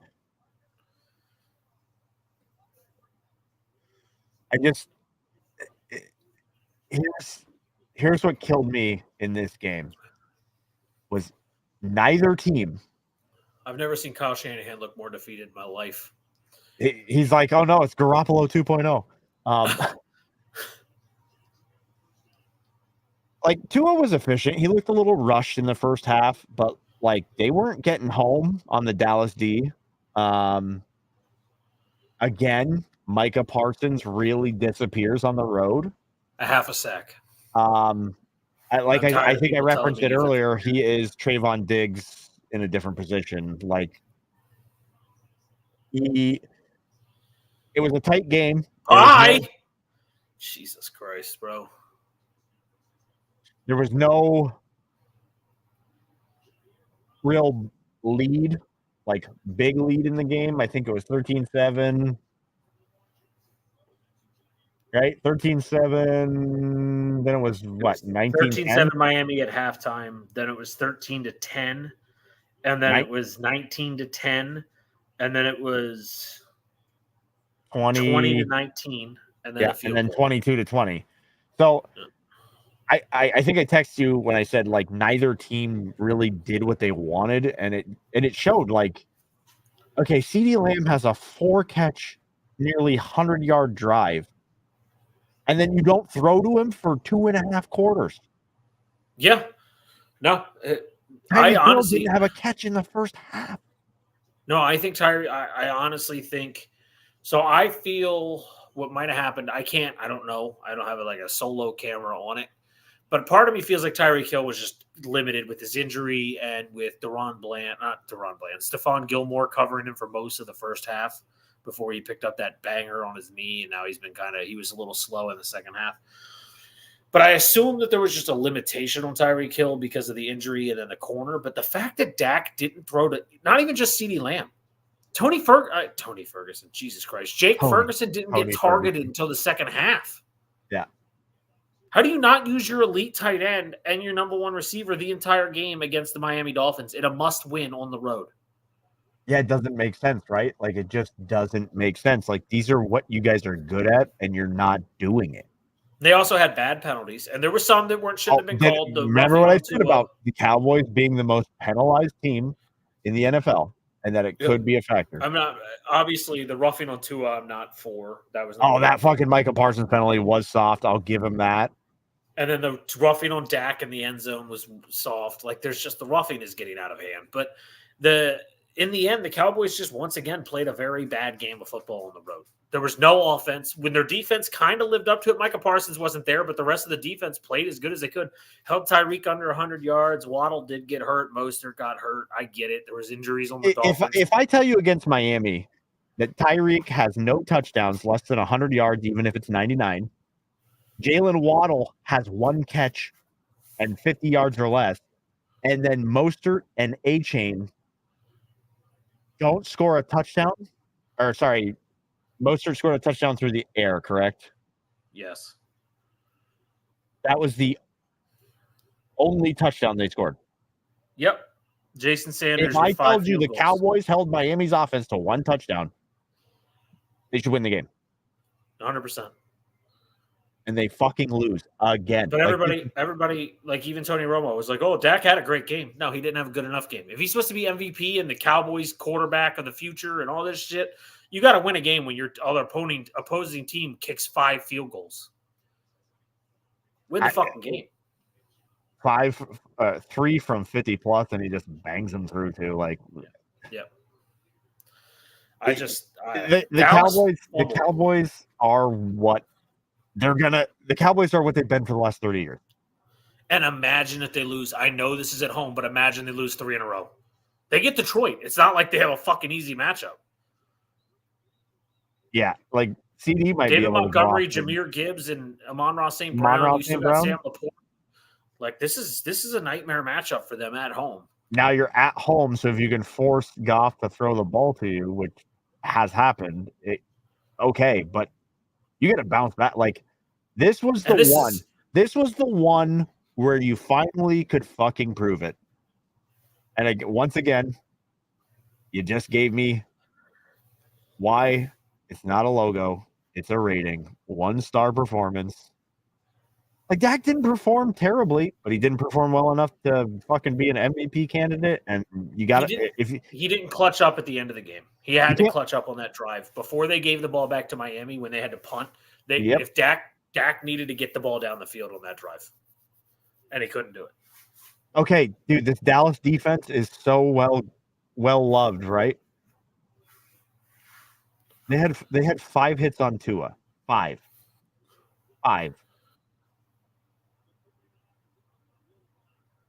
5 tackles for a loss. A half sack split between Micah Parsons and Dorrance Armstrong. And Miami hit Dak 12 times. Yep. Well, that's one of the things I've said about the Cowboys. 4 sacks. And they were banged up on the line for Dallas a little bit, but I've said it as the years going on, their offensive line's starting to show their age. They're starting to get just. They are very old on the line. It helps with experience, but it does come at a detriment eventually with injuries and everything. All these snaps and everything else, they add up. Zach Martin's playing through an injury. You got the left tackle not even healthy enough to play. Biadasz just playing through an injury at center. Like they're getting run over. And Detroit might not have a good pass rush. They have the most. Look, I meant to talk about it tonight. We'll talk about it on Sunday. But I do have curious questions about Aiden Hutchinson being a bust. Because, he's not bad. 6.5 sacks is all he's got in year 2 right now. And people keep bringing up Khalil Mack is 35 years of age, and he's got, 16 sacks. Like, Aiden Hutchinson should be growing. He's actually regressed this season. Yeah, he's not, I think we talked about Bradley Chubb, finally showing up, right? Yeah. How about Andrew Van Ginkel, dude? The guy's a consistent, monster. Wisconsin legend. But no, I don't know. Hutchinson again, if he was drafted 15th to 20th, I'm like, all right, you got slow growth. But 2nd overall, the Lions really need him in the playoffs. He's got to wake up. He's not it, though. I know. Just they need him to wake up in the playoffs because this Cowboys game, they're going to need pressure on Dak, and the Lions are like third worst in the league in pressures.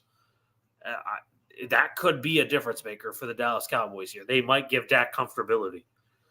So, but here's anyway, here's the Miami defense who's missing their best pass rusher. Yep. And they were getting home. Yeah. Before we move on from this one, I just want to say a couple key highlights from this game outside the Miami kicker.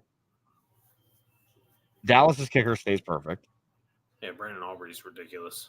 And Banger had some huge punts. Yeah. So I guess if you're going to take solace in a Dallas Cowboys loss, at least you got good kickers. Yeah, you got a great punter and a great field goal kicker. What a name! That'll be Banger. good for you when you go lose to Tampa Bay in. Can you imagine? The playoffs. Can you imagine if Tampa Bay with Baker Mayfield beats Dallas in the first round of the playoffs? It'll be in Tampa. Why not? Bruh. But I admittedly did not watch this next game until the fourth quarter. 26-23, the New England Patriots squeak by the Denver Broncos on Sunday Night Football. And break my fucking Christmas spirit by throwing away the number 2 overall draft pick and costing me another victory on the pick'em. But 20 points in a quarter? Yeah, third quarter. By the way, not from the offense. Not from the offense. No. From mistakes by Denver. Yeah. Bailey Zappi did throw 2 TDs. I mean, 200-something yards, 56. Not a bad game. Devontae Parker showed up. I don't know. Devontae Parker, Demario Douglas. He's become a really good receiver for you guys. He could be a good number 2 or 3 next year. Just you guys got to get a real one. I love that you guys signed Juju, and I haven't seen him. Like I said, that was a waste of money. But I don't know. Well, here the glaring thing here was Denver couldn't run the fucking ball. Jaleel McLaughlin goes 6 for 37. Javonte Williams goes 11 for 24. Yeah. Russell Wilson was 4 for 20. Samaj P. Ryan, unused, 1 for 2, which I think is one of their problems. They need to use him more. Yep. And by the way, top receiver Cortland Sutton goes out early in this game. Yeah, it's actually what cost them the game at the end of the game. But Marvin Mims picked up. Yeah, but in the fourth quarter when they needed those jump balls that he likes to throw towards the end zone, they didn't have anyone because Cortland Sutton's their only guy. That was the only thing. Like I said, I watched the fourth quarter. I was actually not into this game at all mentally, and then I saw Russell Wilson was really struggling. I saw you guys put up 20 points in the third. I was like, let me watch the destruction of Sean Payton. And I turned it on in the fourth quarter. It was literally the opposite. It was the Russell Wilson playing the best football of his season in one quarter of football. If it wasn't fitting, he told his defense, get me the ball back. We'll take the lead. Like they read his lips on the sideline. Yeah. They get him the ball. He gives the ball back to the Patriots. The Patriots march down and they kick a field goal to beat him. I was like, God damn it. And Sean Payton was asked, he goes, it's typical of our season. He goes, it's like one of the 5 things I can always think about is like this season was like when he was burning those timeouts because it looked like the Patriots were willing to go to overtime. Yeah. And then as soon as they go for it on third down with that deep shot, and there it is, Patriots are in field goal range. And I was like, yep. Listen, Zappi's either going to make that throw or he's going to throw the ball to you. So either way, you're okay with it.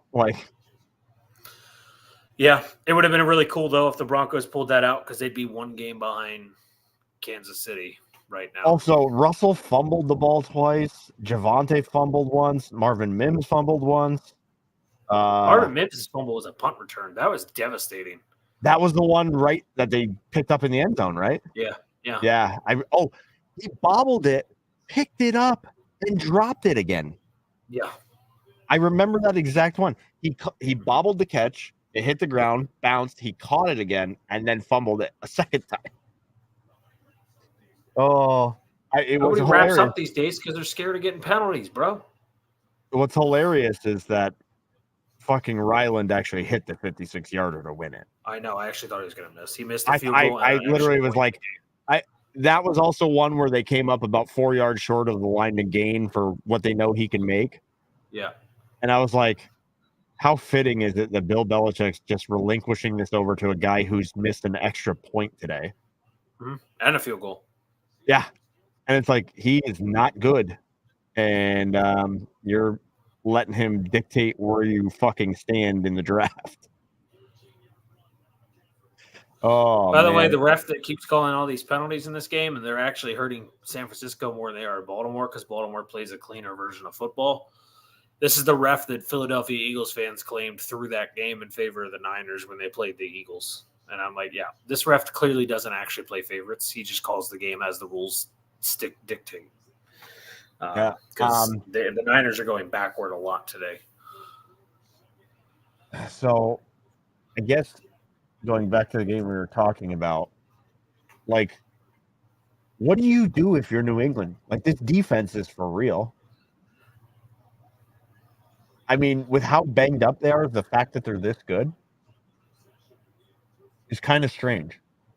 Yeah. I mean, Christian Barmore's playing out insane.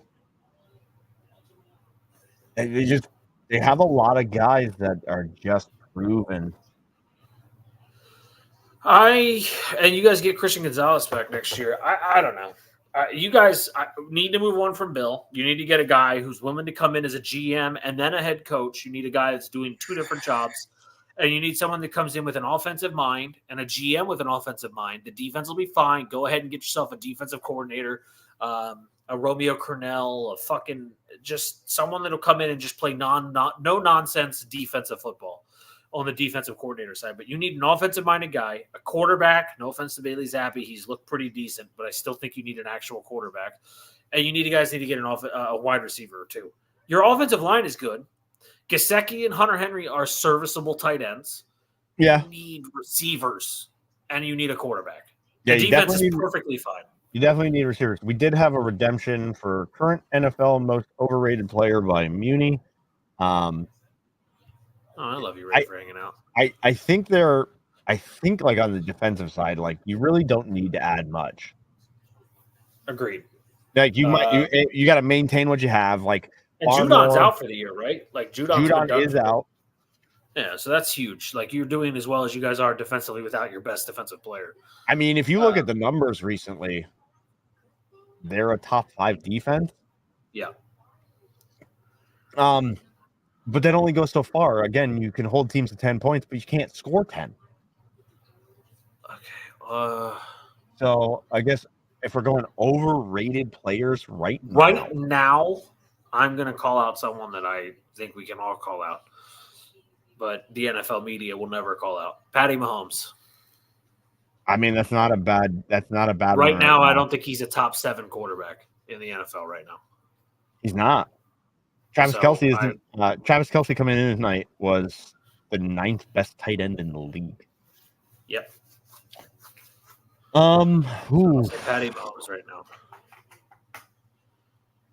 I gotta pull my roast out in like 10 minutes. So I think we talked about him a little bit. If we're gonna go overrated right now. Oh, this might sting some people. Jalen Hurts. You could have said literally almost anyone on the Philadelphia Eagles except for Jalen Carter, and I would have been like, yeah, that's fair. So, I almost said Trevor Lawrence, but I know Trevor Lawrence is overrated now. Yeah. I think Hurts, salary-wise, makes him more overrated. Yeah, because he's eating all that money. Like, would you take him or Herbert?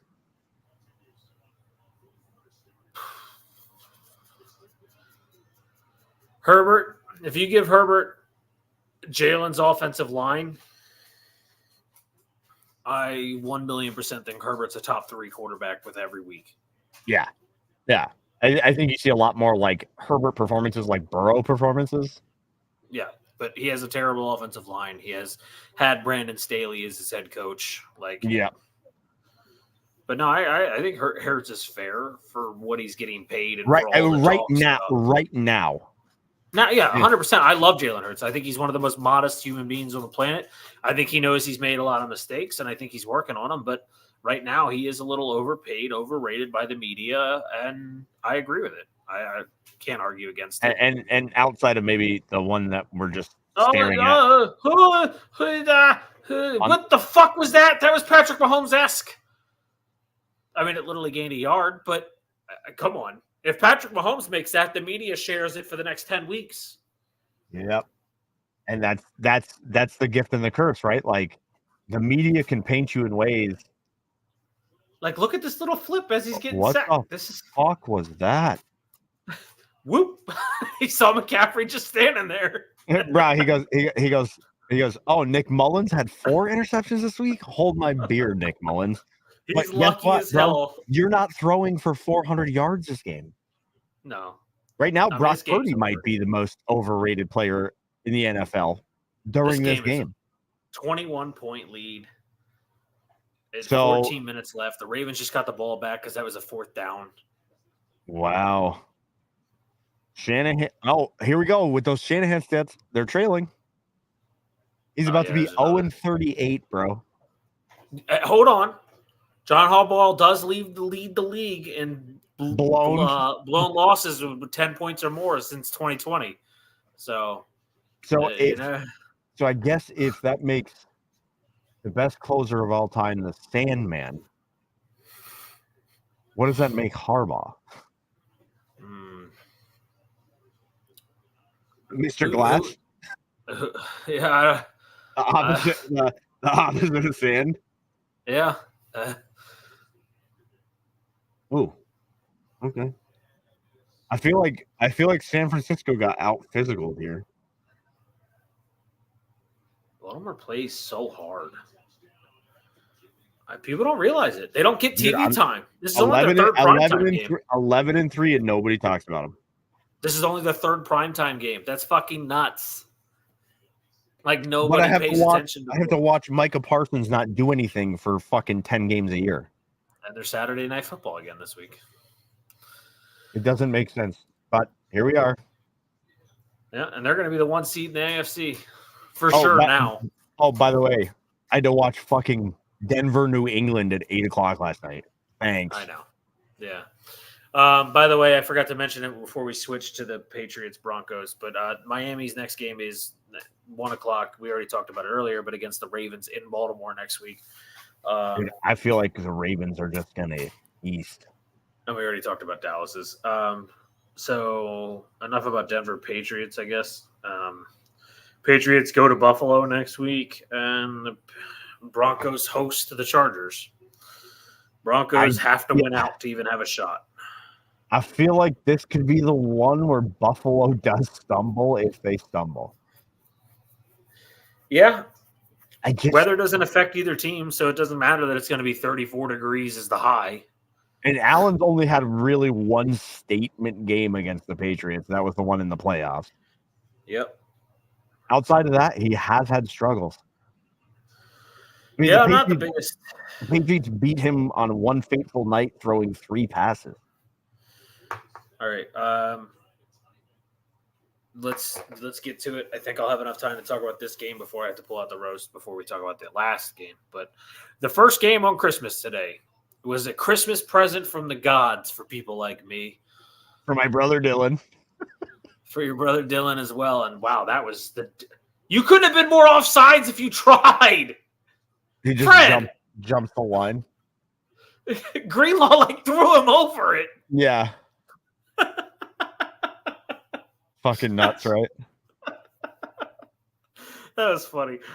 Anyway, Raiders win 20-14, and I'm just going to give you my favorite stat of the day. They didn't complete a pass after the first quarter, and They didn't won a need to. football game. Fuck it. You said you didn't watch much of that game, right? I only caught the second half. I took a nap. Bro. Kansas City's offense is anemic. Like, They're fucking terrible. dude, there wasn't one. Every time Mahomes moved, he looked like he was moving in quicksand. Kelsey looked horribly slow. Well, yeah, him. What probably happened was last night, him, Brittany, Jackson, Taylor, and Travis were probably all throwing some massive party, and they entered the game hungover. I keep getting told Kansas City's okay and they're gonna fix it, and just like Philly, I feel the same way where people are telling me like it's gonna get better, but the defense doesn't get better for fucking Kansas City. And by the way, they were coming into the game; they were the third-ranked defense. They really didn't give up much on the offensive side, like against the Well, they let Raiders. Zamir White fucking destroy. Zamir White ran for like 22 carries, 146 yards or something like that, right? Yeah. But the touchdowns came on Kansas City mistakes. Yep. And I get it was a little bit wet. Oh, by the way, more and more drop passes. They just keep coming. Kelsey had one today. 2 weeks in a row now. Drop Wide pass to open. Travis Kelce. But again, we talk about this. The throws are off target. They're behind receivers. In the rain, you're not catching anything behind you. You just don't have the strength to corral the ball. If it's that, and I mean, these are fucking way behind. Yep. No, he looks. I don't think he can lead receivers. I say it a lot. He's good at going down the field, but across the field, I feel like he struggles bad. Improvising works when you have the best talent on the field. It doesn't when you don't. Yep. I texted you about it. Like, I understand that his receivers are dropping the ball and stuff, but I have a really hard time understanding how someone like Patrick Mahomes can statistically be slightly better than Jordan Love right now. And Jordan Love's working with all rookies and second-year players in his first year as a starter. And Patrick Mahomes can't elevate the talent around him.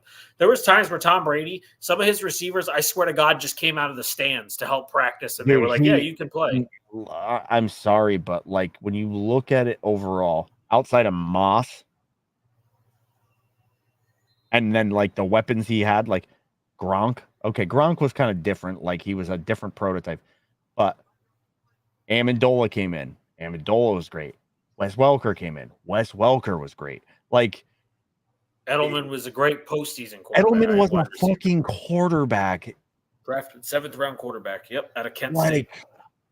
I mean, just the sheer number of guys that Tom Brady threw to is crazy. And I'm bringing you with me while I do this. Mahomes is, they keep telling us the best quarterback in the league, but I'll tell you right now, the eye test doesn't show that. Nah, when he has his first bit of adversity, I'm not seeing it. And I don't know.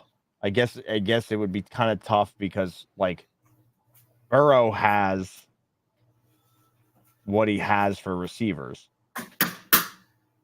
Yeah. I mean, you saw T. Higgins when Jamar goes out. T. Higgins becomes an immediate number one. Boyd stepped up into a number 2 role from a number 3 role. Yeah. It just like when you look around the league and you're looking at like these quarterbacks, I don't see a giant gap between Mahomes and even somebody like Trevor Lawrence. Like Matt Stafford is by far outplaying Mahomes right now. Not even close. Like, I mean, he's playing out of his mind. Fuck, Joe Flacco is outperforming Mahomes right now, and he cost $4 million fucking dollars at the most. I'm actually curious of something. Jordan Love has 3,587 yards, 27 touchdowns, and 11 picks.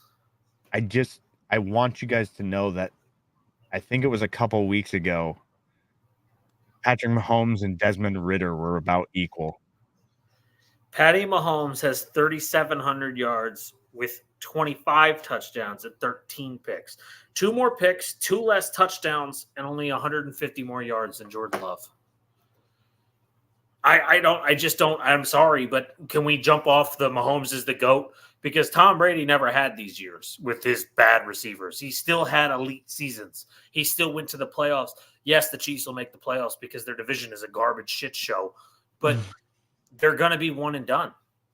He has 300 more yards.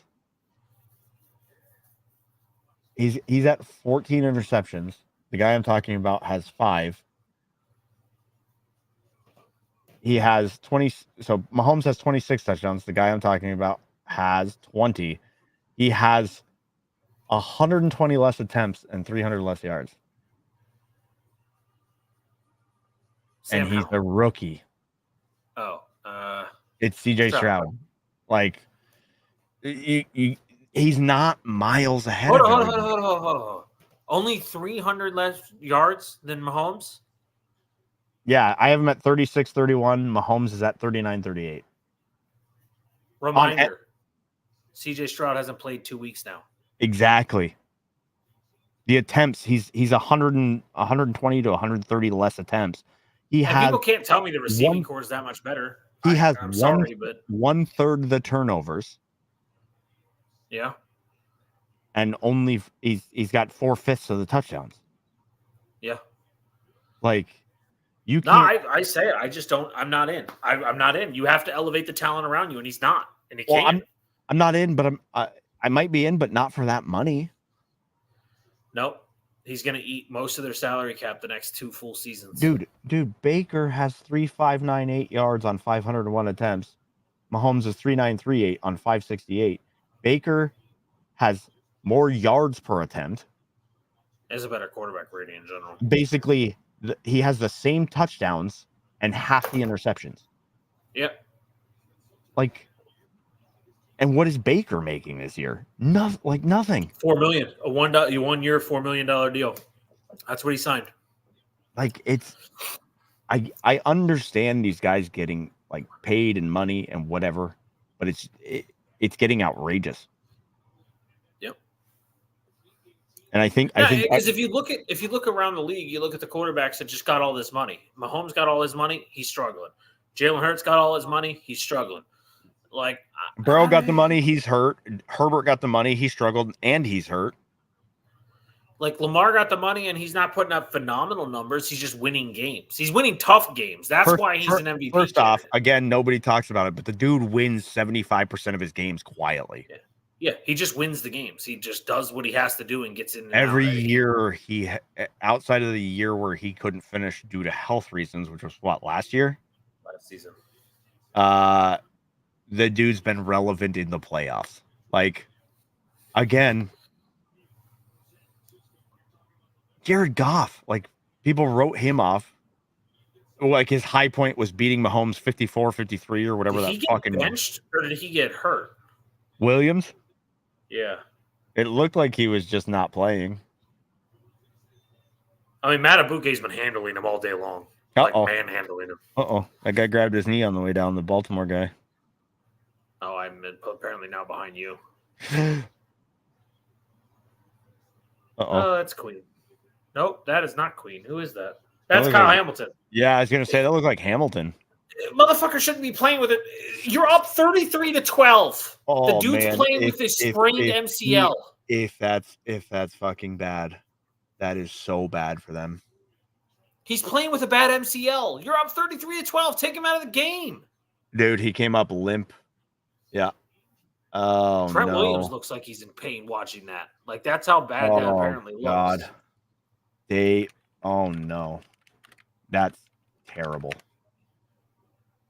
I don't see any Trent Williams injury stuff, so I think he's just not playing. No, he's just which is probably where fucking Kyle Hamilton should have been. Right? You're up 32-12, and he's playing with a sprained MCL. They bench his ass. San Francisco's not playing one of their best fucking players right now. Yep. Why are you?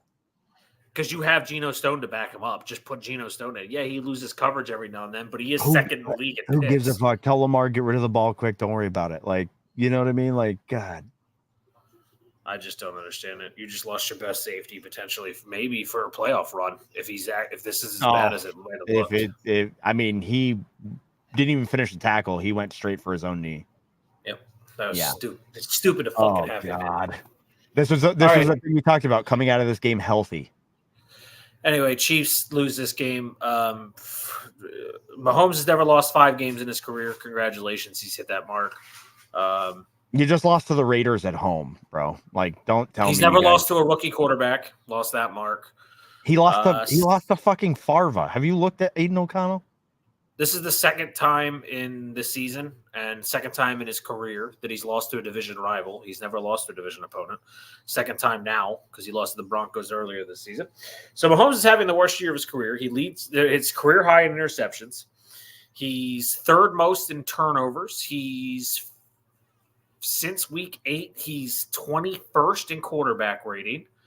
So he's collapsing at the wrong time.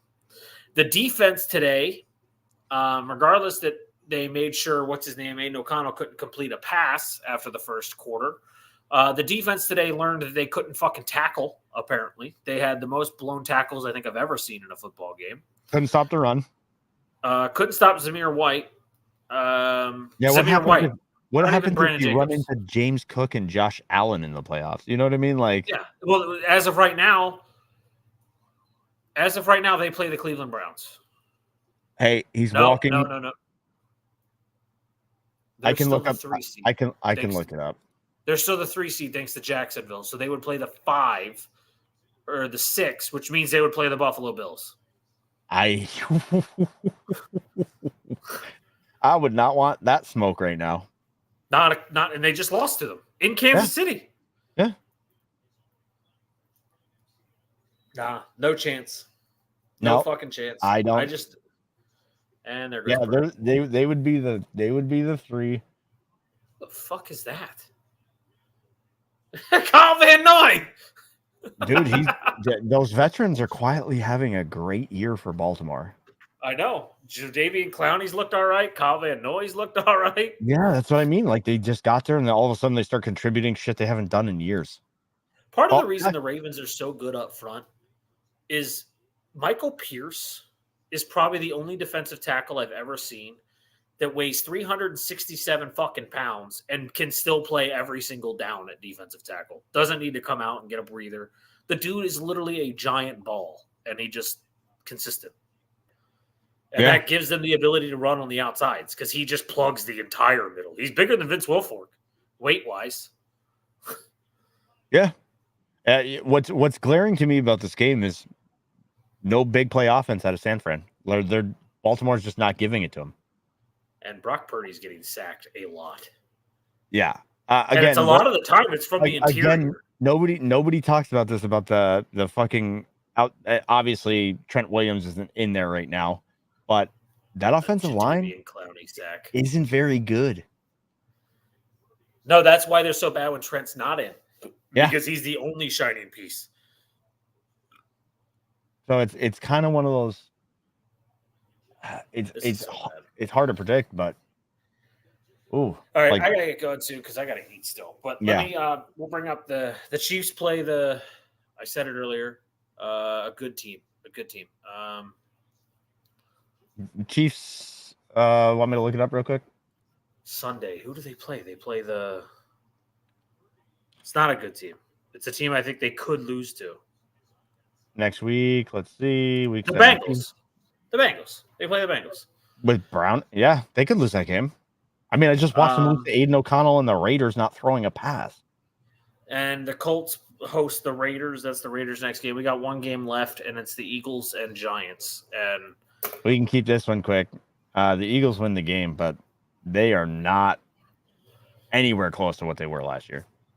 No, and honestly, like you said earlier, I don't know if it was before we went live or right at the beginning, but Tyrod Taylor makes the Giants a better team than Tommy Cutlets. So now that Tyrod's healthy, and there's Sam Darnold. Yeah, why risk it? I mean, that whole Hamilton thing just kind of put an exclamation point on take every guy out who's valuable for the playoffs. Which is stupid to say because the only team doing that right now is the Niners. Roquan Smith, Patrick Queen, Brandon Stevens were all in on that tackle. Like your 3 best defenders left besides Kyle Hamilton. And it takes one bad cut to ruin the rest of the season. Yep. You're up. They took out their starting left tackle. They took out their starting quarterback. I mean, you're already on borrowed time with Lamar. He better not be in the game. Yeah. Let Jadeveon Clowney be your best player right now. He was drafted first overall by the Texans or Browns. Imagine if Darnold just comes out and throws like 2 touchdowns real fast. He is driving. I mean, it's fucking Sam Darnold. But if he saw Ghost against the Patriots, he's gonna see Ghost against this fucking lineup. I'll tell you that. But anyway, Giants. I don't know. I haven't heard anything. I don't know what the press conference games after the post game press conference said. But I assume Tyrod has to be the guy going forward. I just don't see how. I mean, they benched Tommy Cutlets here. He was terrible. Yeah. Tyrod didn't look bad. He did throw a pick, but so did fucking Jalen. Jalen threw a pick 6. Yeah. Now, I guess Saquon had a lot of carries, but they really didn't get the run going very well. It was like 23 for 80. I think he's a carry, yeah. I think the Giants' weakness on offense is no wide receiver help, really. Nobody, not a single good receiver on the roster. Mason Crosby. By the way, on like kicker number 5, like we talked about, Mason Crosby was kicking for them today.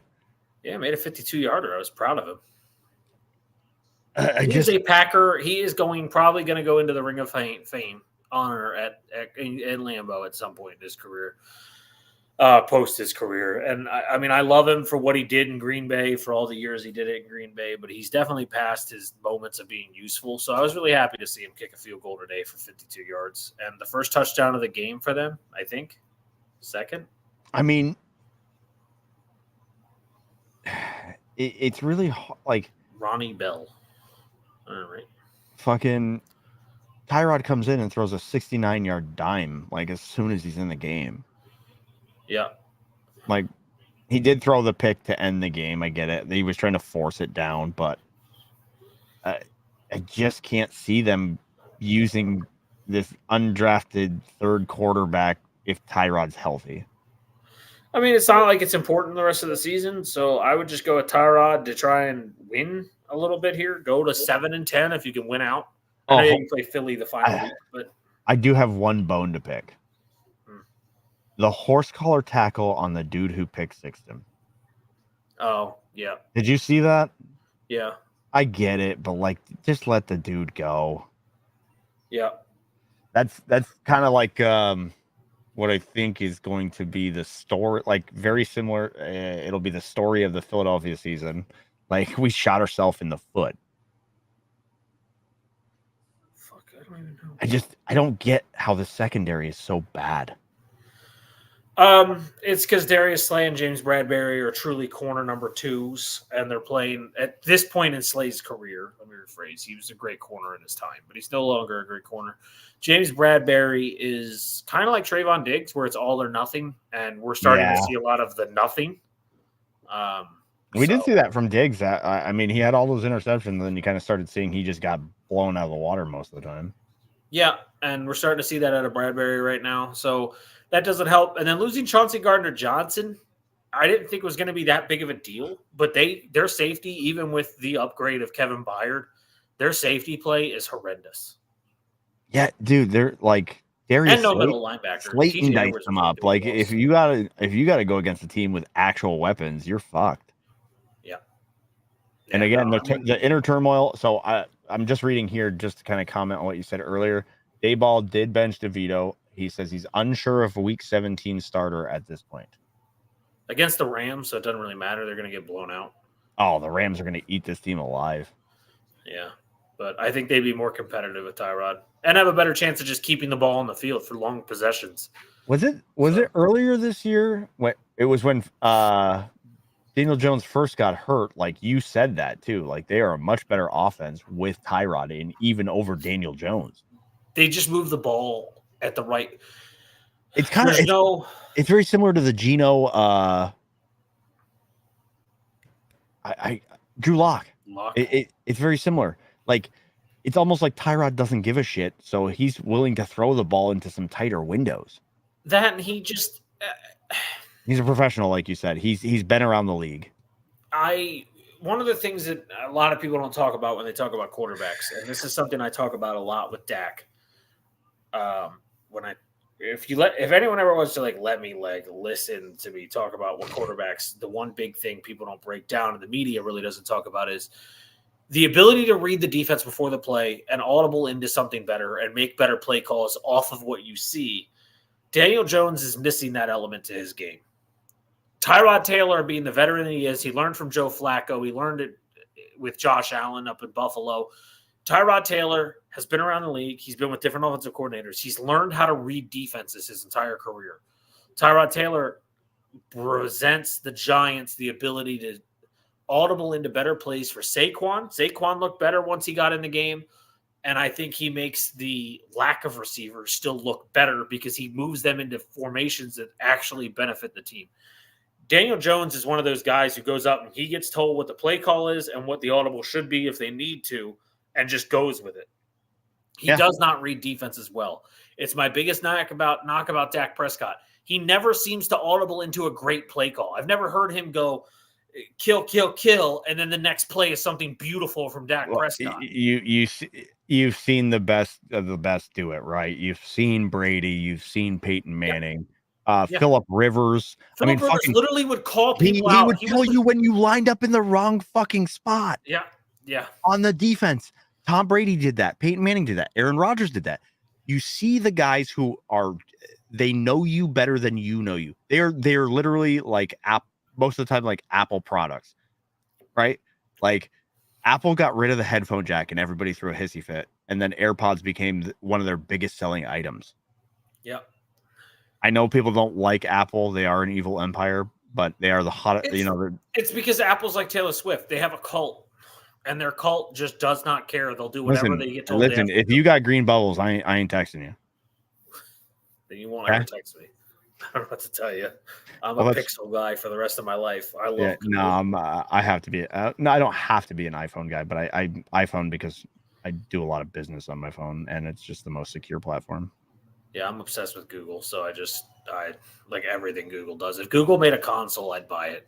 Like for sure. Like, no offense to Microsoft, but yeah, can you imagine if they just were like, hey, want to overtake Sony?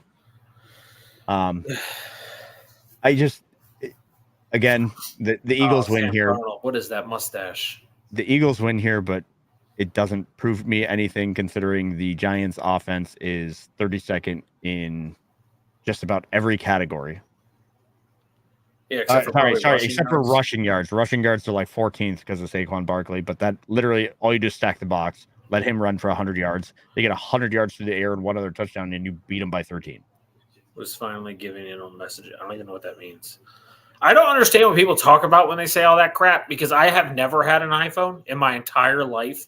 So, I had Galaxies, and then I went straight to So iPhone builds their platform in one way for all their products, and it's basically by trying to make it feel exclusive. And they sell the same product every year. It's just upgraded by a certain percentage. So they said it made it tough to sell phones for a while when you're saying it's the same exact phone. We upgraded the camera a little bit, and we made it 37% more efficient. What I can tell you is that I owned a Samsung and an iPhone side by side, and it takes a lot less button clicks on an iPhone to get to where you need to go than it does on a Samsung. I understand that, but I know the power and the shit in the Samsung and the battery life are way better. But I just don't care. My phone does everything I need me to do. I need my phone to text. I occasionally take pictures at work and send emails, and just to call people. But I don't even really do that. And if you call me, most of the time I'm going to ignore it and text you anyways. And I'd rather have Google as my browser than fucking Safari or whatever the fuck they call that. Listen, can we all agree it's better than Edge? I don't know what the fuck Microsoft ever thought with that. Well, at least they threw out Internet Explorer and let that fucking dinosaur die. Holy shit. When I click on anything that pops up on my Xbox, like any ads or anything, like if I'm on a game and they're like, oh, check out this link. I'm like, no, because I don't want Edge popping up. You know what the nice thing about iPhone is that I will say that they added, like I think it was within the last year or two, was that when they moved one of their new platforms for software, it was the thing that fucked over Facebook and Instagram, which is the targeted ads. You can turn them off. Oh yeah. So you can block targeted ads on an iPhone now. So you just get random shit, and To be honest with you, I don't know if that's healthier or worse for me because I feel like I buy more random shit now. Yeah, I when someone told me about that, I was like, I don't know if I want that or if I want just the fact that my phone like just gives me whatever I Like- type into my phone. Like, dude, So I search one thing at work or say something out loud at work, and I come home and my YouTube is showing me that shit at night. yeah. And then with my iPhone, I can search anything, and I'll just get the most random fucking shit sent in an ad, like just random. But it was a very nice feature for them. They said it cost Facebook about $10 billion. Yeah. I mean, fuck Zuckerberg. Yeah, I Steve stand Jobs by just fuck giving him Zuckerberg. one last job before the end, you know.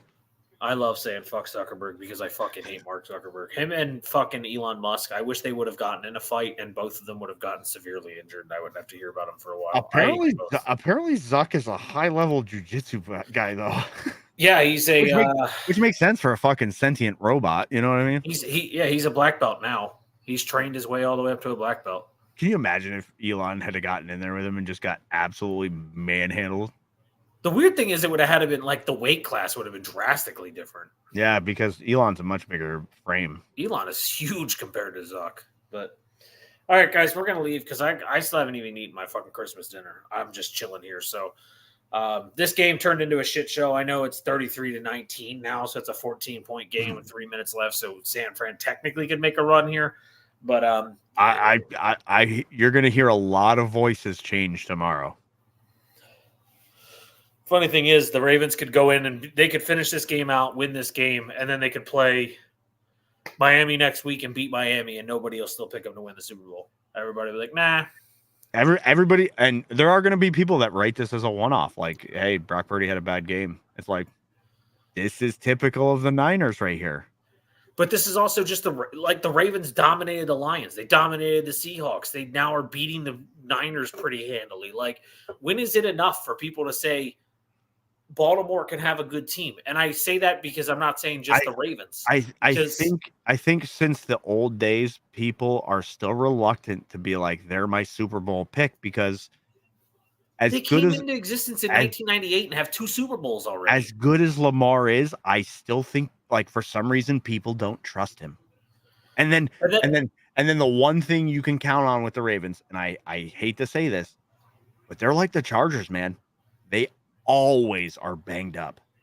Oh yeah, they're one of the 16 players on the IR right now. Yeah, it was funny because I actually was looking at some Patriots stats earlier, and they have like the Patriots have like 23 on the IR as well. Like, I was just like, that's insane, and yet they just lost one of their explosive pieces, and they're blowing out the Niners. Yeah, so but I gotta say, it's not just a Ravens thing. That's why it bothers me so much. I saw the odds came out yesterday for AL East champ. The O's are dead last in the odds to win the AL East after just doing what they did. Dead last. The Red Sox are even ahead of them. I was like, I just don't. They didn't lose any pieces. Exactly. Literally none. You think the addition of Juan Soto is going to make a difference in fucking New York with that terrible team they put together? I just don't like dead last. I was like, all right, cool. How do you not have like Boston dead last? That's who's dead last. That's honestly dead last. No chance they fucking win the AL East. Dude, they auctioned off all their pieces and haven't brought anybody in. Nope, none. Like, I don't understand that franchise doing what they're doing because fuck, like they sold out for they were kind of like the Rams. They sold out for a championship. They just haven't had the rebound. Yeah, they even brought Billy Beane in 2 years ago and have not gone anywhere. I was like, I thought Billy Beane was going to help you guys. Because what was it? Cora got suspended and then he came back the year after, right? Yeah. And it hasn't been good. Verdugo's now with the Yankees, who he shit talked for a long part of his career. By the way, have you seen him without any facial hair? It's kind of strange. Can the Yankees get rid of that stupid 1920s rule? Listen, the Steinbrenners are one of tradition. They're kind of like America's team of the NFL. They haven't done much lately, but they want you to buy in. Dude, even Chick-fil-A doesn't let you have a beard. Like, what do you guys? Fucking New York City won't let Chick-fil-A into New York because they're not open on Sundays. It's the funniest thing. They're like, we can't have you operating on our highways because you aren't open Sundays, and we need everybody open all the time. That's funny. Chick-fil-A actually just announced that they're moving to, they're opening a business in Kokomo, opening a store. Way down in Kokomo? Yeah, way down in Kokomo. I wonder know. if they've got the other ones. I wonder if they've got chains in the other locations in that song. I always said I would run like a cart next to Chick-fil-A on Sundays. Just call it side Chick-fil-A. The weird thing is Mercedes-Benz Stadium has a Chick-fil-A where the Falcons play. Yeah, how do you have a Chick-fil-A when Sunday's your big day? I know the Atlanta United plays there, but here's how you can do it. Here's how you can do it. Okay, the Hasidic Jews take off Friday, so if you had them operate it,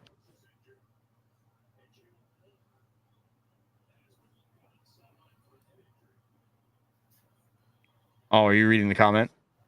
I don't understand any of this. I'm just gonna pretend I don't know. I don't know anything about phone shit. I just, like I said, every 2 years I'm like, oh, a new Pixel, got it. That's my knowledge of phone. I don't care anymore. I mean, what are the differences? Minuscule at best. Exactly. Google could make me a fucking car. I would buy it. I'm just loyal to brands. It's kind of like the whole console war thing, dude. The fucking differences are minimal. Like, just pick I do think it's hilarious that PlayStation just announced they're making a pro version of the PS5 that's finally going to be stronger than the Series X. And Microsoft goes, well, we're actually 2 years ahead of where we need to be for the new console, so we're just going to move it up 2 years. And PlayStation's nowhere near. They haven't even started the PS6. And Microsoft's like, we'll just put out our updated console versus your pro version. At the end of the day, it's an affordable way to get PC hardware. That's what a console is. Yeah. I just can't afford a PC and all the upgrades and shit that you need every couple years. So dude, new console like every 6 years. I'm a PC nerd / snob when it comes to my PC, and I'll tell you the difference between me playing my PS5 upstairs and my PC down here are minimal until it comes to the extreme ends of fucking graphics. Like, if I want to play Forza Horizon 5, I'm going to play it on my PC because I'm going to run it on Ultra, and it's going to look like a fucking movie. But outside of that, with like the highest end games, if you're playing like a first-person shooter or a battle royale, bro, doesn't matter. Same with BG3. Baldur's Gate's my favorite game probably ever made at this point, and I guarantee there's not a difference. It's not a type of game where there isn't going to be a difference. It comes down to what's your hobby. My hobby is building PCs, so that's why I enjoy doing it. Yeah, mine's just getting on whatever game my friends are playing. I'd probably my friends don't have PC, so I haven't played a game in a while, and this whole friends thing you speak of, I don't know what those are. I have Mike, okay? Yeah, I don't leave my house. Kind of basement hermit. And I get to talk to you every Sunday and Monday, you fuck.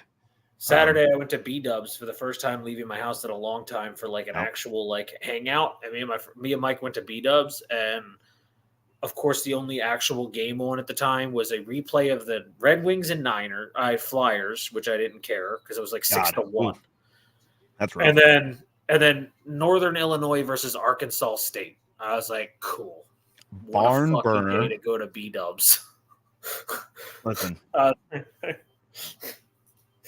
But oh well, I don't fucking care. It was hanging out with Mike. I don't really give a fuck. But all right, I'm gonna go so I can eat food and get my cat to stop chewing on the Christmas lights.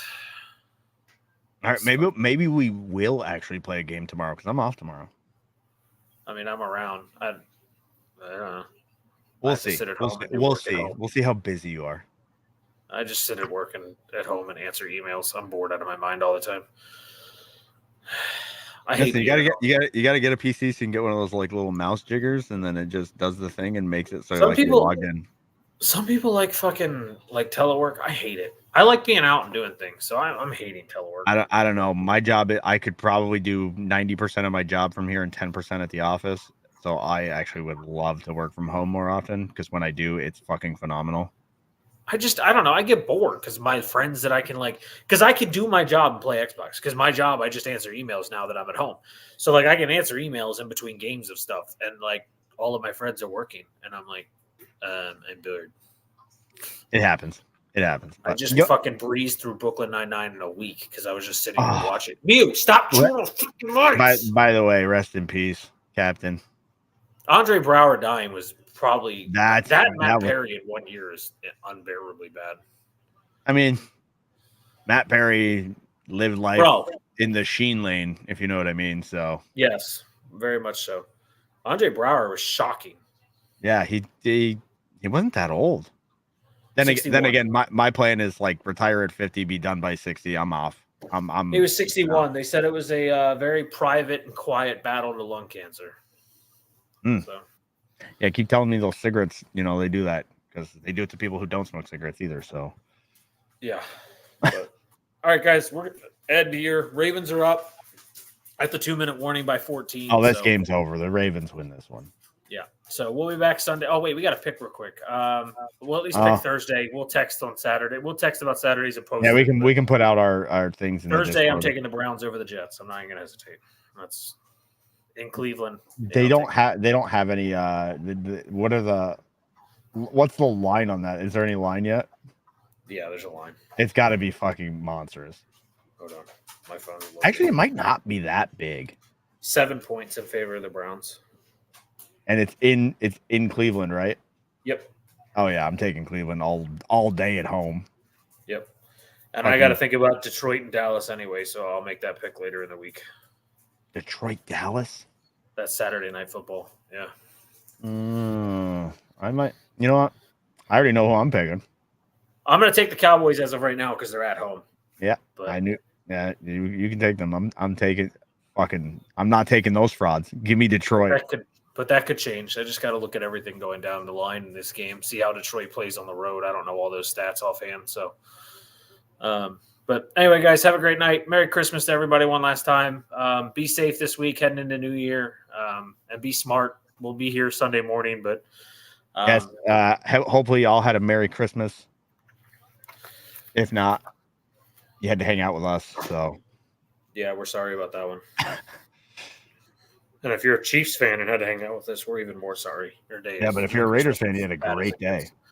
Yeah. All right, guys, we love you. Take it easy.